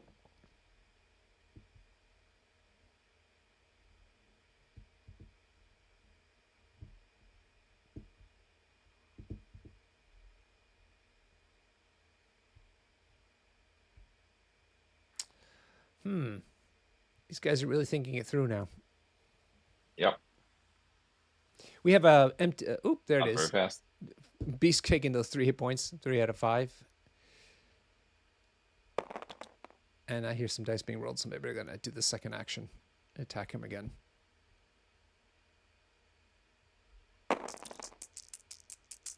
What are you talking about, Mid-Table Obscurity? That's the name of the attack. Oh, Jim's really got it rolling now. 5 hits, including a crit rolls in, and a pierce. Yeah, that's crit rolls into a hit. That's a dead beast. Goodbye. So he's knocked out, but his card persists, as we've just learned on the forums.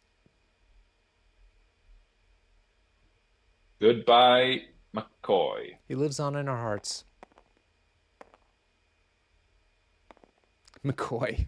Hank McCoy. All right, Jonah, just take him off the table. We know you're upset.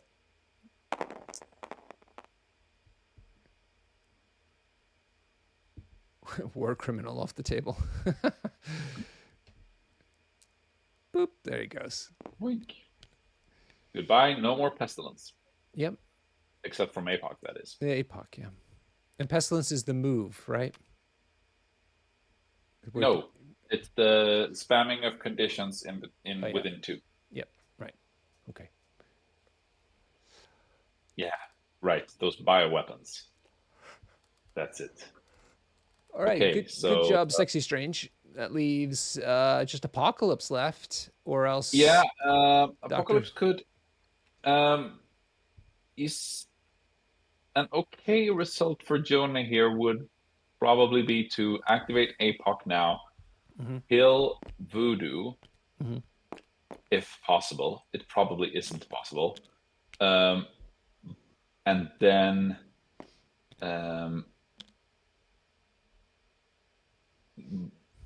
Taskmaster is unlikely to be able to flip another point or get the legacy virus off cable.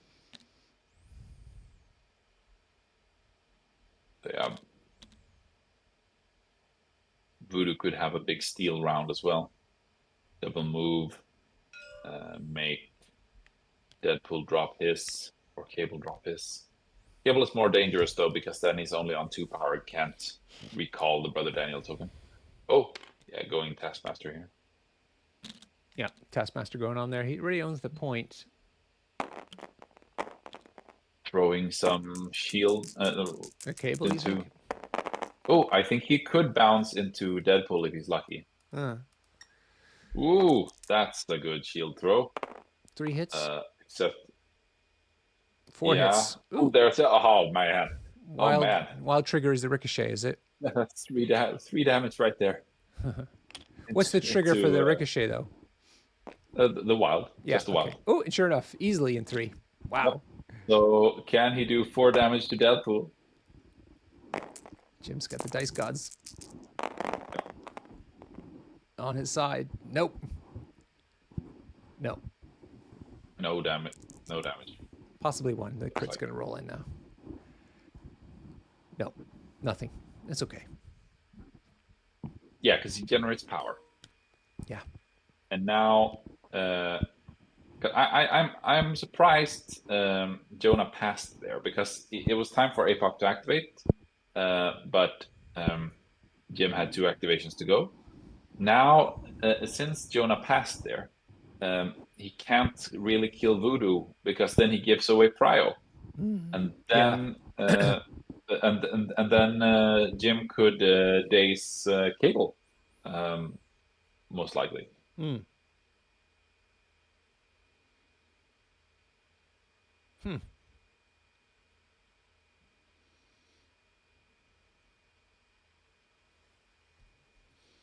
Okay. So it's Apocalypse's turn now, isn't it? Yep. Okay. I would not be surprised if Jonah spent some time looking for an out here, but I doubt he'll find one. He has to roll dice into Lizard, probably is the best bet. Yeah. Who?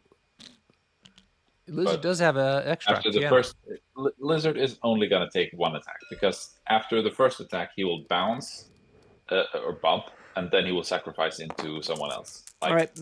Apocalypse is going to try to flip the point first. Ooh, and he completely fails. Whoa. Oh. Wow. So big. So big. Eesh. Oh, man. That's brutal. It happens. It happens. Not to me, of course. Doesn't happen to me. Oh, my God. This is desperate. Double moves onto the point. Yeah, this is really desperate. He's indicating doing something to Sexy Strange. What could it be? Some sort of superpower? An attack. Well, he double moved. Oh, did he portal him a move? No, he portal and move. Oh, okay. If Hammond jump and move. Yeah. Okay.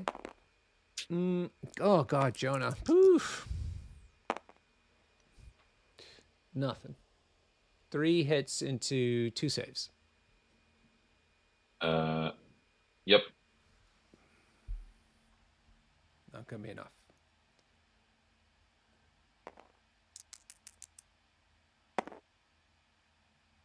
Four hits into 2 saves with the evolution rerolls. He does enough hit points. Does 5 out of 6 hit points, so he's left Strange on 1. Now he's going to try to flip it, which he fails to do, and is portal. Oh man! Wow. Yeah. The dice god said no. He has to. Okay. Jim should really place Apocalypse outside of 2 of Strange here. Otherwise, Apocalypse can auto kill Strange next round with the Pestilence ability. Oh, yeah. Good point. All right. Jim's doing his last activation. He looks like he's going to move Voodoo to try to flip the home point that's left on Apocalypse's side. Or just steal the Legacy Virus off of Deadpool. Yeah, even easier. Even easier. But maybe why not both? Why not both?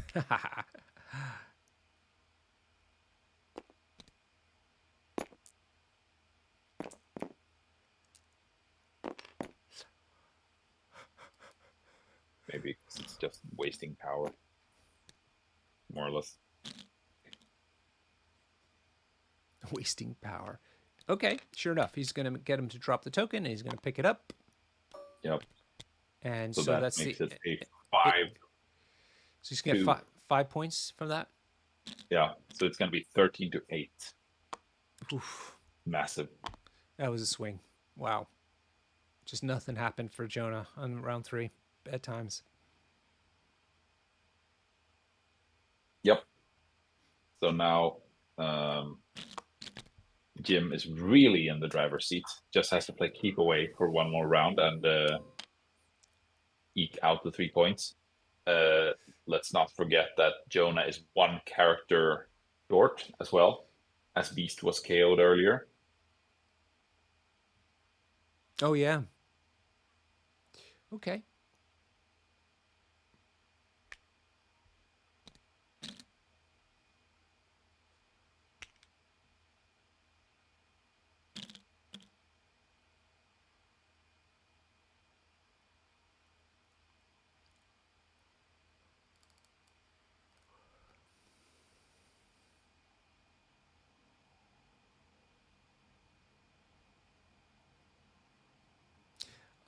So Jonah has to figure this out because this is do or die for him. What do you think is his? Could turn off Strange. Yep. But he would have to use APOC or Cable to do it. Take it easy, PHP Chrono. He's heading out. Yeah, I mean, Right. take out Strange seems like a good idea. That guy is a menace otherwise, with all that power in particular. Sure.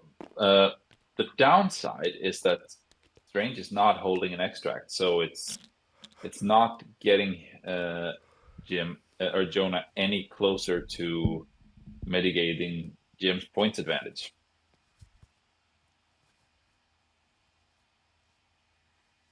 But if he doesn't take out Strange, I believe Strange could go for Cable here. Maybe he's the one holding an extract now. Or someone go for Deadpool.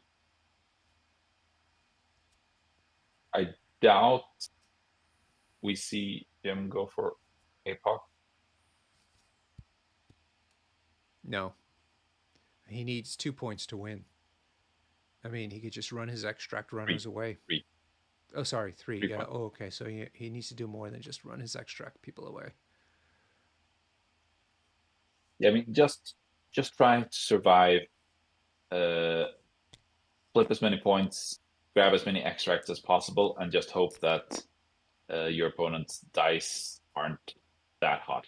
Mm-hmm.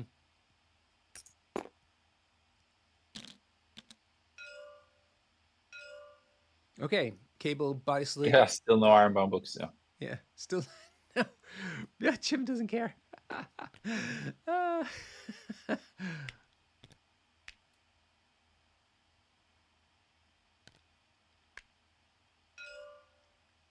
Cable went. Ooh, he's gonna throw that big nose into voodoo.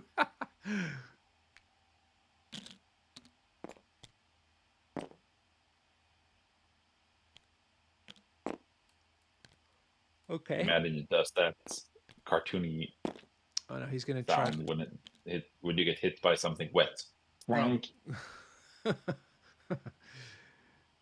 All right, I'm not sure what's going on with Jim not rolling defense or dodge dice yet.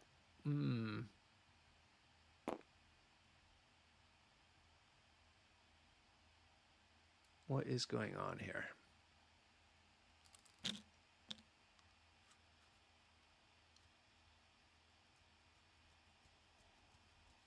Whew.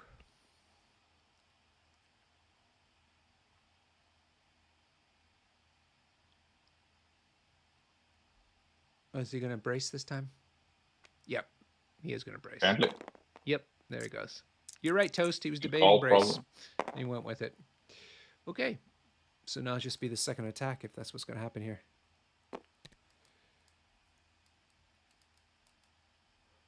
Yeah, people are suggesting that he could have bumped out of the way potentially, which is why he was debating whether to use brace or not. But looks like he's just going to suck it up. So this is a second attack into Voodoo. He spent the power to bring home his Daniel token, so he has some better defenses. Yep. Rolled 2 skulls, though. 1 shield. 3 hits. Not a great amount of hits. Oh, there you go. 4 hits into 1 save, so 3 damage through, but he's healthy, so he's going to be on 3 out of 6. Yep. Toast, what kind of Wawa sandwich did you get? Let everybody know in the chat. I was just in the States. I was in Boston for work for a week. But no Wawas up there.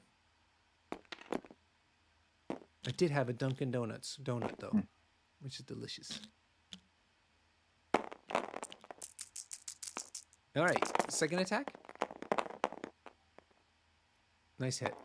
3 hits, sure. 2 crits. Oh, his save is great, though. Oof. 3 saves, 4 hits. 1 goes through, if I'm doing this right, so... Ooh, that block. Yeah, I know. Jim's blocking like a boss. Oh, he's throwing reroll with the evolution token. Makes it into 5 hits. Into 3 saves. Whew.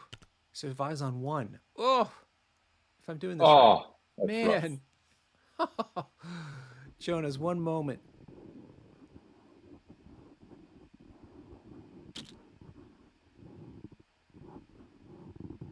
Kill Toad and get out of there. I know. Holy moly, Jonah! Jim's been saving crazy. But there's he has a situation now where he has to activate either Strange or Voodoo, basically. Both of them are alive on 1, so... Yeah, but Voodoo... Well, Voodoo needs to get away from Bullseye. I don't know where he goes, though. Bullseye is on so the no, same... Jim's side. Yeah. So, yeah, just run away with Voodoo, because he's got the extract. Yeah. Yeah, and if you can KO Toad here, then all of a sudden Jonah has 2 activations left to take away at least 2 points. But he has to take away 1.5 points per activation. Mm-hmm. And Jim will have probably somewhere around 4 activations left to swing it back. So, yeah.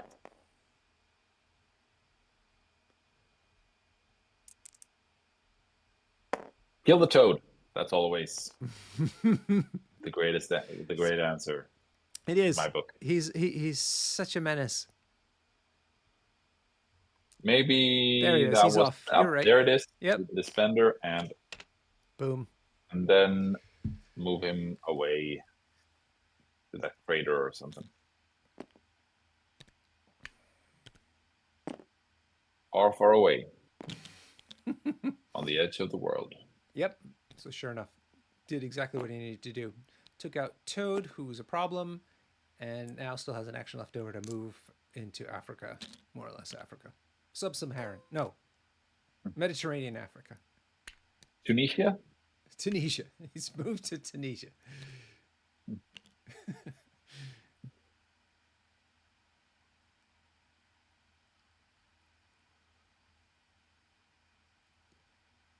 That's not where they actually do voodoo. That's no. Haiti. Right? That's Haiti, correct. Haiti.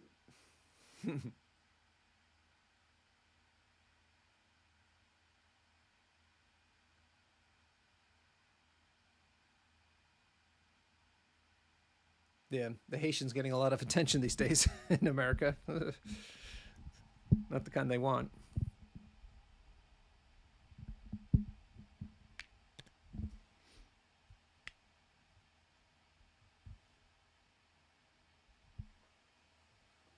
Time for APOC, maybe? It's just APOC and Deadpool left.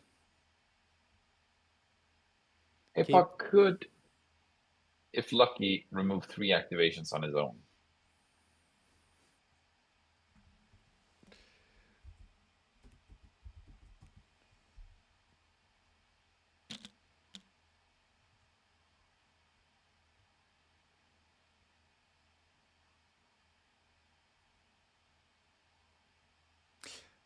Yeah.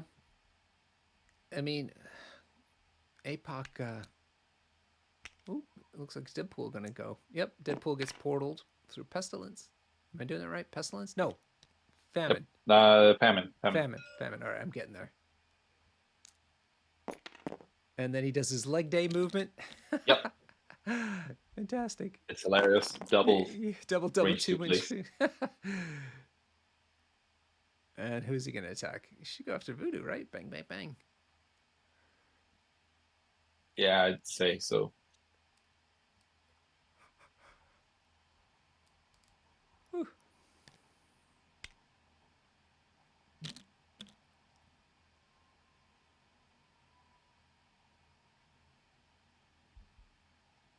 Jim's throwing his hands everywhere. What is going on? Is he playing a card? Yeah, he's playing Sacrifice. Ha ha! Into Bullseye. Yeah! Bullseye's like, Yep. what?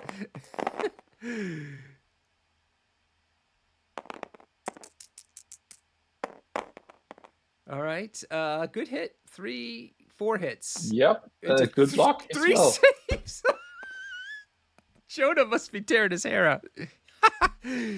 Oh my god. 5-on-1.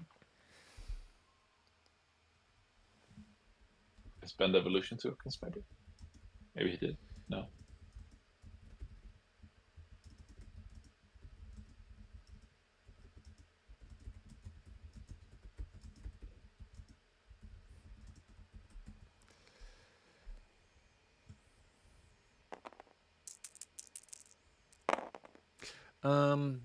Yeah, he tried to get more hits into it with the rerolls, but it didn't work. Roll 2 shields. So does Bullseye survive? 5 minus 3 is 2 points. Yeah, sure enough. Oh, Jonah.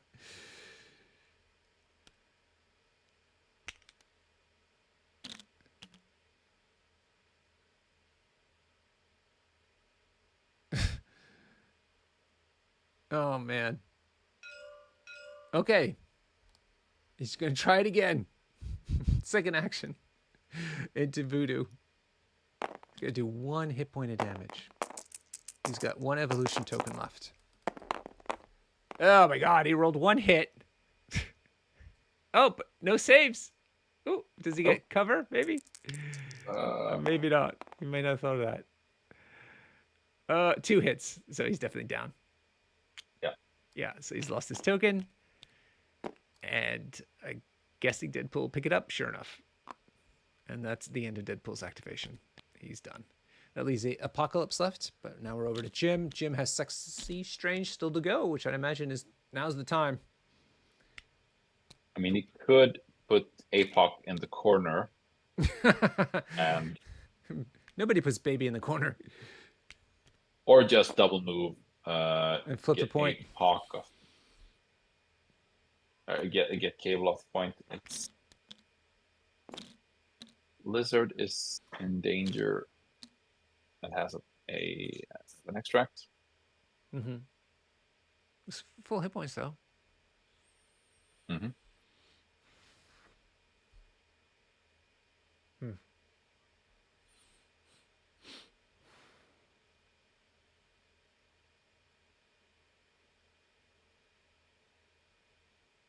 Jim throwing his hands around again. Oh, Sexy Strange is going. Scalping somebody. Oh, spent a ton of power, actually. He says suspender. Himself. Oh, can you do it more than once? Yes. Oh, God. Yeah, okay. That's what's happening. But it costs, he had 7 power and spent 5, so he can only do it once because of root. Makes it cost 5 instead of 4. Okay. Okay, that's what it is. Root. Yeah, so you can do this, double move to a point and try a flip.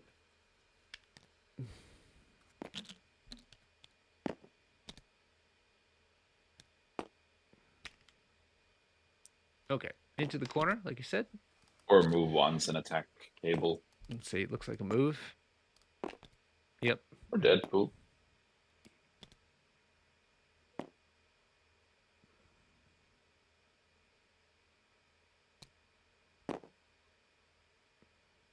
Deadpool is probably smarter because he has Bullseye left and Lizard, and those two characters Yeah, should take should him also out. be capable of getting attacks into Deadpool. And there's also not the buff dice. Yeah.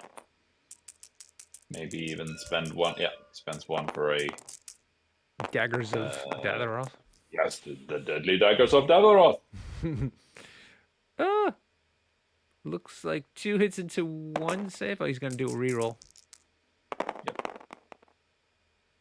There you go. Sexy Strange Four, does that's 4 better. hits, including the wild, which is a pierce. Oh, no, it's not. It's a different attack. Sorry. Into 2 saves. So he does 2 hit points and puts poison? Is that poison on him? Yes. Okay. So that means Bullseye can automatically daze him later. Yeah. Poo poo. Poo pew. Yep. All right. Sexy Strange did his job. Over to APOC. This is the last activation for Jonah. He's going to try to take down Lizard. Going to be hard. Lizard's got 6 hit points, but he does have the extract. 6 hit points and damage reduction. And this is most likely Jonah's last activation of the game. Sure. Yeah, I don't see how he pulls it off. No, it's. Because I'd say this is basically finished. I mean, APOC could go. Could he flip the point? Does he get that far? I don't think so. Because if he could flip the point, I get the extract off him somehow. Maybe.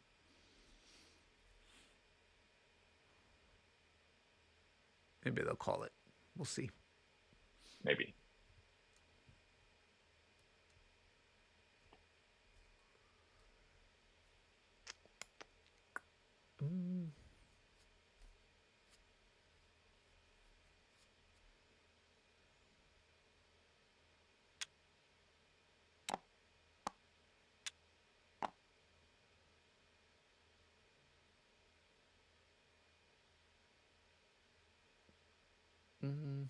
Still not sure.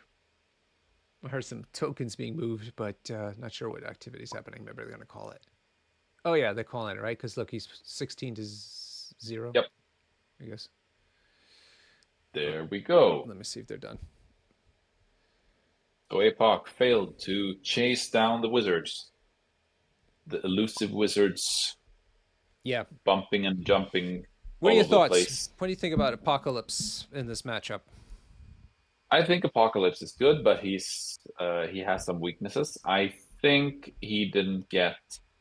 I mean, he was unlucky round 1 getting placed backwards, but then again, that could have been avoided. Apocalypse did not have to do that dice roll.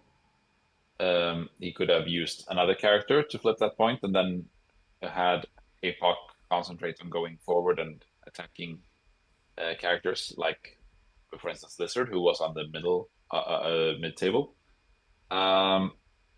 There were some lucky flip rolls for Jim, but I think there was only 1 fail in total over the entire course of the game, and that was when the big Apocalypse had to roll 3. Yeah, so. Yeah, you can't really argue a lot there. I mean, this is a game where I think Jim was very advantaged getting a good table side as well as Prio. So he could get he could net the 4-3 lead round 1 and then just try to keep the status quo from there. And that's always easier than being the beatdown. Each activation counts for more. You become more sensitive to spiky dice, and that is, you might even find yourself in a situation where you have to spike, where you have to have good dice, and that's never a good situation to be in because The dice are simply too unpredictable in this game, and they are part of that's part of the tactical analysis. All right. Yeah. Shall we jump into the chat?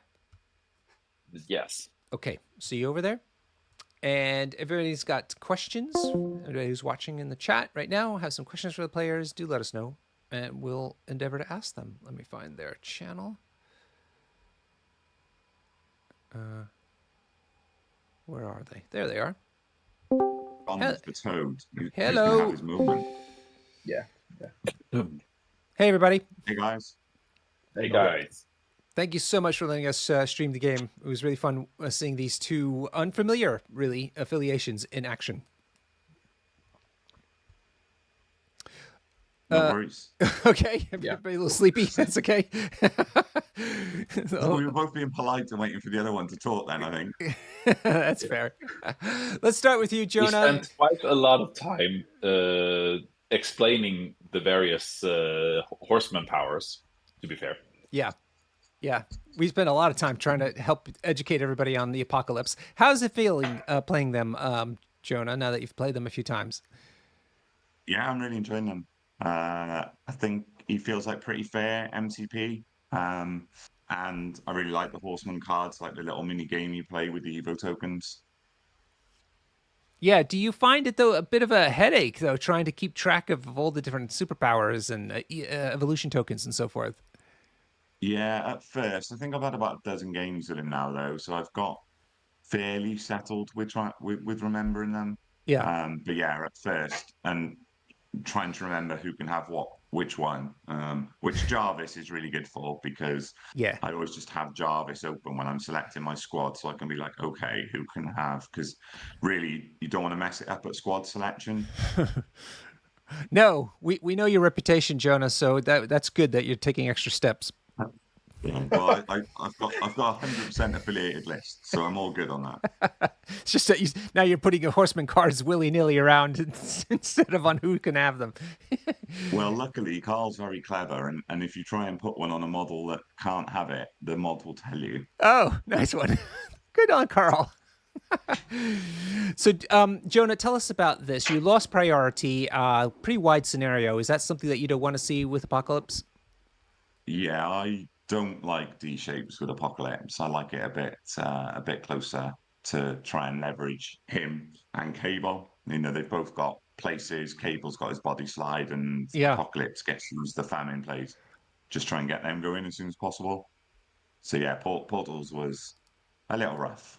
Yeah. Okay. Is this your standard loadout though? It seems like with the horseman cards that you don't have a lot of flexibility. Is that fair?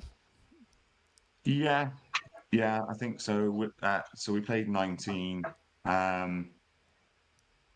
So yeah, I'm still experimenting a bit because there's so many options. But I think Deadpool, Cable, and Apocalypse are probably my favorite. They're kind of normally my starting point. Okay. At lower threats, I'll sometimes drop Cable for Toad and a 3 threat. Okay. Cool. And what do you think? Well, sorry. Let me let Huggy Bear ask you some opening questions as well. Go ahead. Yeah, I was because you are able to play X-Force as well with this roster, right? I can't remember if you took tactics cards for them or not. But yeah, no tactics cards. I've got the models to play them, but none of their tactics cards. Okay, then I can understand, because my question would be if you ever considered bringing them for this particular game, if you in relations to using that the Apocalypse doesn't like to go on a D, but then again, X-Force doesn't particularly like Ds either. I guess. Yeah, I think he probably likes it slightly more than X-Force. The place and a medium move on a massive base is pretty tasty. Mm-hmm. Yeah, for sure. So, I mean, Jim, this game plan was obviously quite clear, and you were quite early. It was quite early seen that you would be chasing him around. Did you feel hampered by playing one model down, so to speak? him always having the last activation by being 6 wide?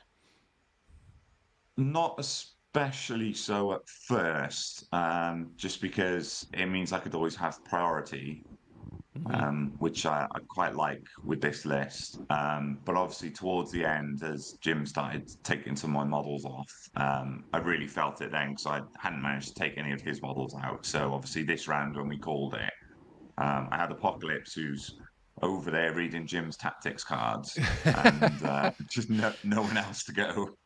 Yeah. Yeah, I mean, it seemed like Jim's defense dice were also not helping the situation for you. I did leave a few people on 1 wound. Yeah. Bullseye on the sacrifice was living life. Do you find Apocalypse's plan is more of an attrition focused team? Yeah, I think so. Well, I think it's a bit like kind of Defenders, I guess, is that you lean a bit into attrition, but it's not your game plan. So Right. trying to like Right. pick key targets to try and take out. So my round 1 plan, once I'd managed to get Taskmaster over here, was to hopefully go and use Apocalypse's Mystic attack into him. But then he got placed off the portal, so I had to go after Lizard instead. Yeah, you had some bad breaks on the pay to flips.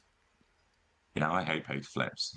There's 2 of them in my list. Obviously, I need to get rid of them. All right, cool. Any other questions for Jonah? Now let's go over to Jim. Jim. Back on the Convocation, my friend. What has spurred you back to maybe one of your favorite affiliations? Yeah. I just really enjoy playing them. I think they're a bit. You can play them a lot of ways, and it's not always obvious how you could play them. So I think you get a lot. You can pull a lot of surprises at squad selection, and they're also. I find them really mentally taxing for your opponent to play against. What is that in particular? I think it's the leadership, is the the bump, reverse bump, whatever. They just need to. Sometimes you can win on the spot if they just forget it once, which can sometimes be a bit of a feels bad. But if you're not properly paying attention for the whole game, it can be. You just have to be looking for the right angles, and you just need to get one of them. But what brought me back is trying to get better at playing Doctor Strange. I used to play a lot of no Doctor Strange squads with Convocation, and there's some other like really good combo players out there that I've been watching games of, and the way they use Doctor Strange is awesome. So I've been trying to get better at that and use this full kit. Yeah, because you left Mordo off the team or in the roster altogether. Yeah, Taskmaster's the wizard now. It was going wide strictly because of the scenario here, or were there other reasons? Yeah, I'd I like think so. to add to that I saw. I did see Thor 2 in your list, and I have to ask if you were at all tempted putting him on the table here. Looked like you could play him on any point level. Yeah, he's more of a nuclear deterrent sort of Thor 2. Try not to be part of the problem, but it's just in case.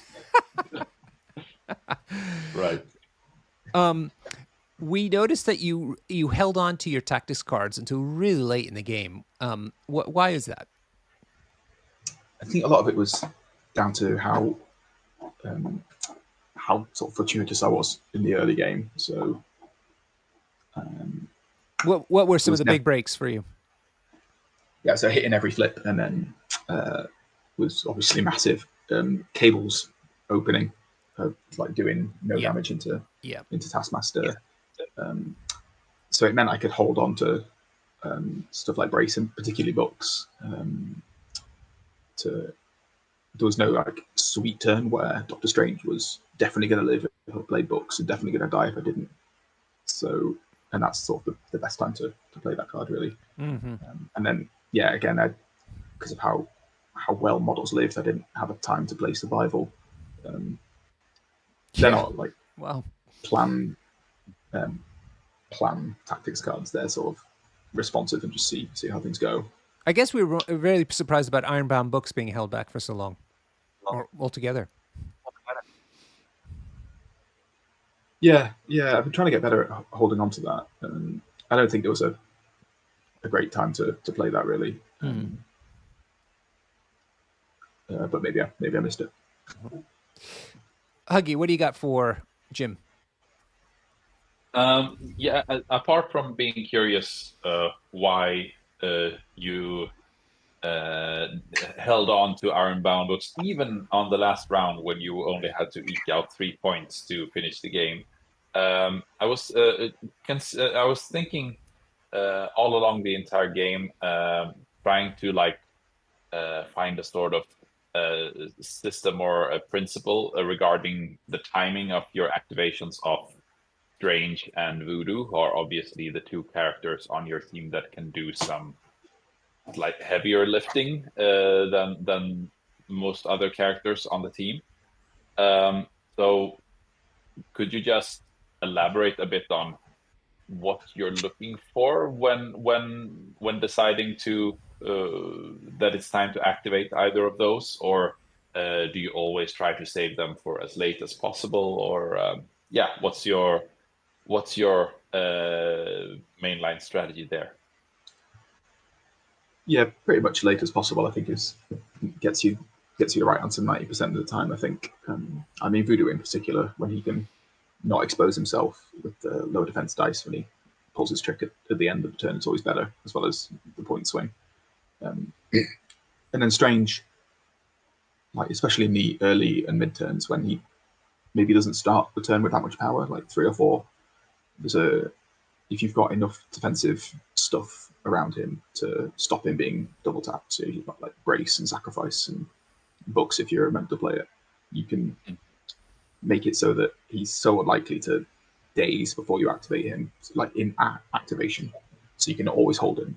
And if your opponent goes into him, they're probably not going to daze him, and they're turning a 4 power Strange activation into a 8 power Strange activation, and that can be when he gets to go last and 2 or 3 scalpels and 2 PS attacks. It can be absolutely massive. So I think with Voodoo, I think you just need to hold brace, brace your butt cheeks and activate as late as possible. With Strange, it's make sure that you do activate him. Losing his activation could be catastrophic, but activate him as soon as it's time to. As soon as he's in threat of being dazed, next activation is time for him to go, I think. Were you at any point during this game really nervous that you would be losing his activation? Yeah, I think there was a time maybe at the start of turn 2 when Apocalypse was right in the middle of the table, and I think that was sort of a key moment for Jonah where he had to decide if he was going to go over to the party with Lizard and Bullseye and Voodoo, and I think everyone was over there, or he could have swung to the other side and gone after Strange and Taskmaster. That's when I felt he was a bit in threat, and I thought a lot about trying to activate him early then, and I think Dazing Beast was what he could have done there. So I was a little worried about that. And then Jonah maybe following that up with trying to KO him with priority the next round with all his rerolls and stuff.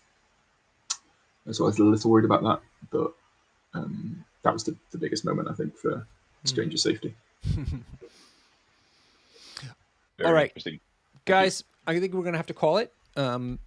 So thank you again, both for streaming with us tonight. Jonah, I mentioned that you were the longtime European TTS bracket TO, but do you want to tell everybody about your news? Yeah, I'm stepping down at the end of this season. I think I've been on since season 6 as the European TO. But I'm going to step on down, and John Azrael-Naylor is going to be taking over. Yes. Go ahead. That's awesome. Yeah. Cheers for your work, Jonah. Yeah, thank you so much. Jim will have to police emoji someone else instead when I'm asking people to get their games in on time. So the ceremonial exchange of the band hammer will be happening at the end of the season 15. Is that correct? Season 16, right? We're on? Well, 15, I think. I think this is 15. Are we 15? Forgotten. This is why I'm stepping down. So you got an entire season, another season. Well, thank you so much. Echo Jim's praise of you. Thank you for donating so much of your time and doing such a great job for it, and also finding us a replacement and kind of breaking them in before you leave us. You're very welcome, guys. And thanks very much for the game, Jim. I enjoyed it. Yeah, you too, Jonah. You're a cracking guy to play, and yeah, thanks for being so cool about all my contested flips. So it's all good, man. It's just ice. Huggy Bear, so good to have you back on the show. Thank you so much for being on with us. The pleasure was all mine, Norbert. And thanks everybody for watching, participating in the chat, very active. It's been great having you all along. Hopefully we'll be able to get the last round of the normal season in next week, but we're getting dangerously close to the WTC, so that may not happen, but let's hope so. In the meantime, I hope you're enjoying MCP, and like and subscribe, or don't. Just tell your friends to play MCP and watch the stream to get some cool ideas for their own rosters. All right, everybody, take care and have a great evening. Good night. Good night. See you guys. Good night.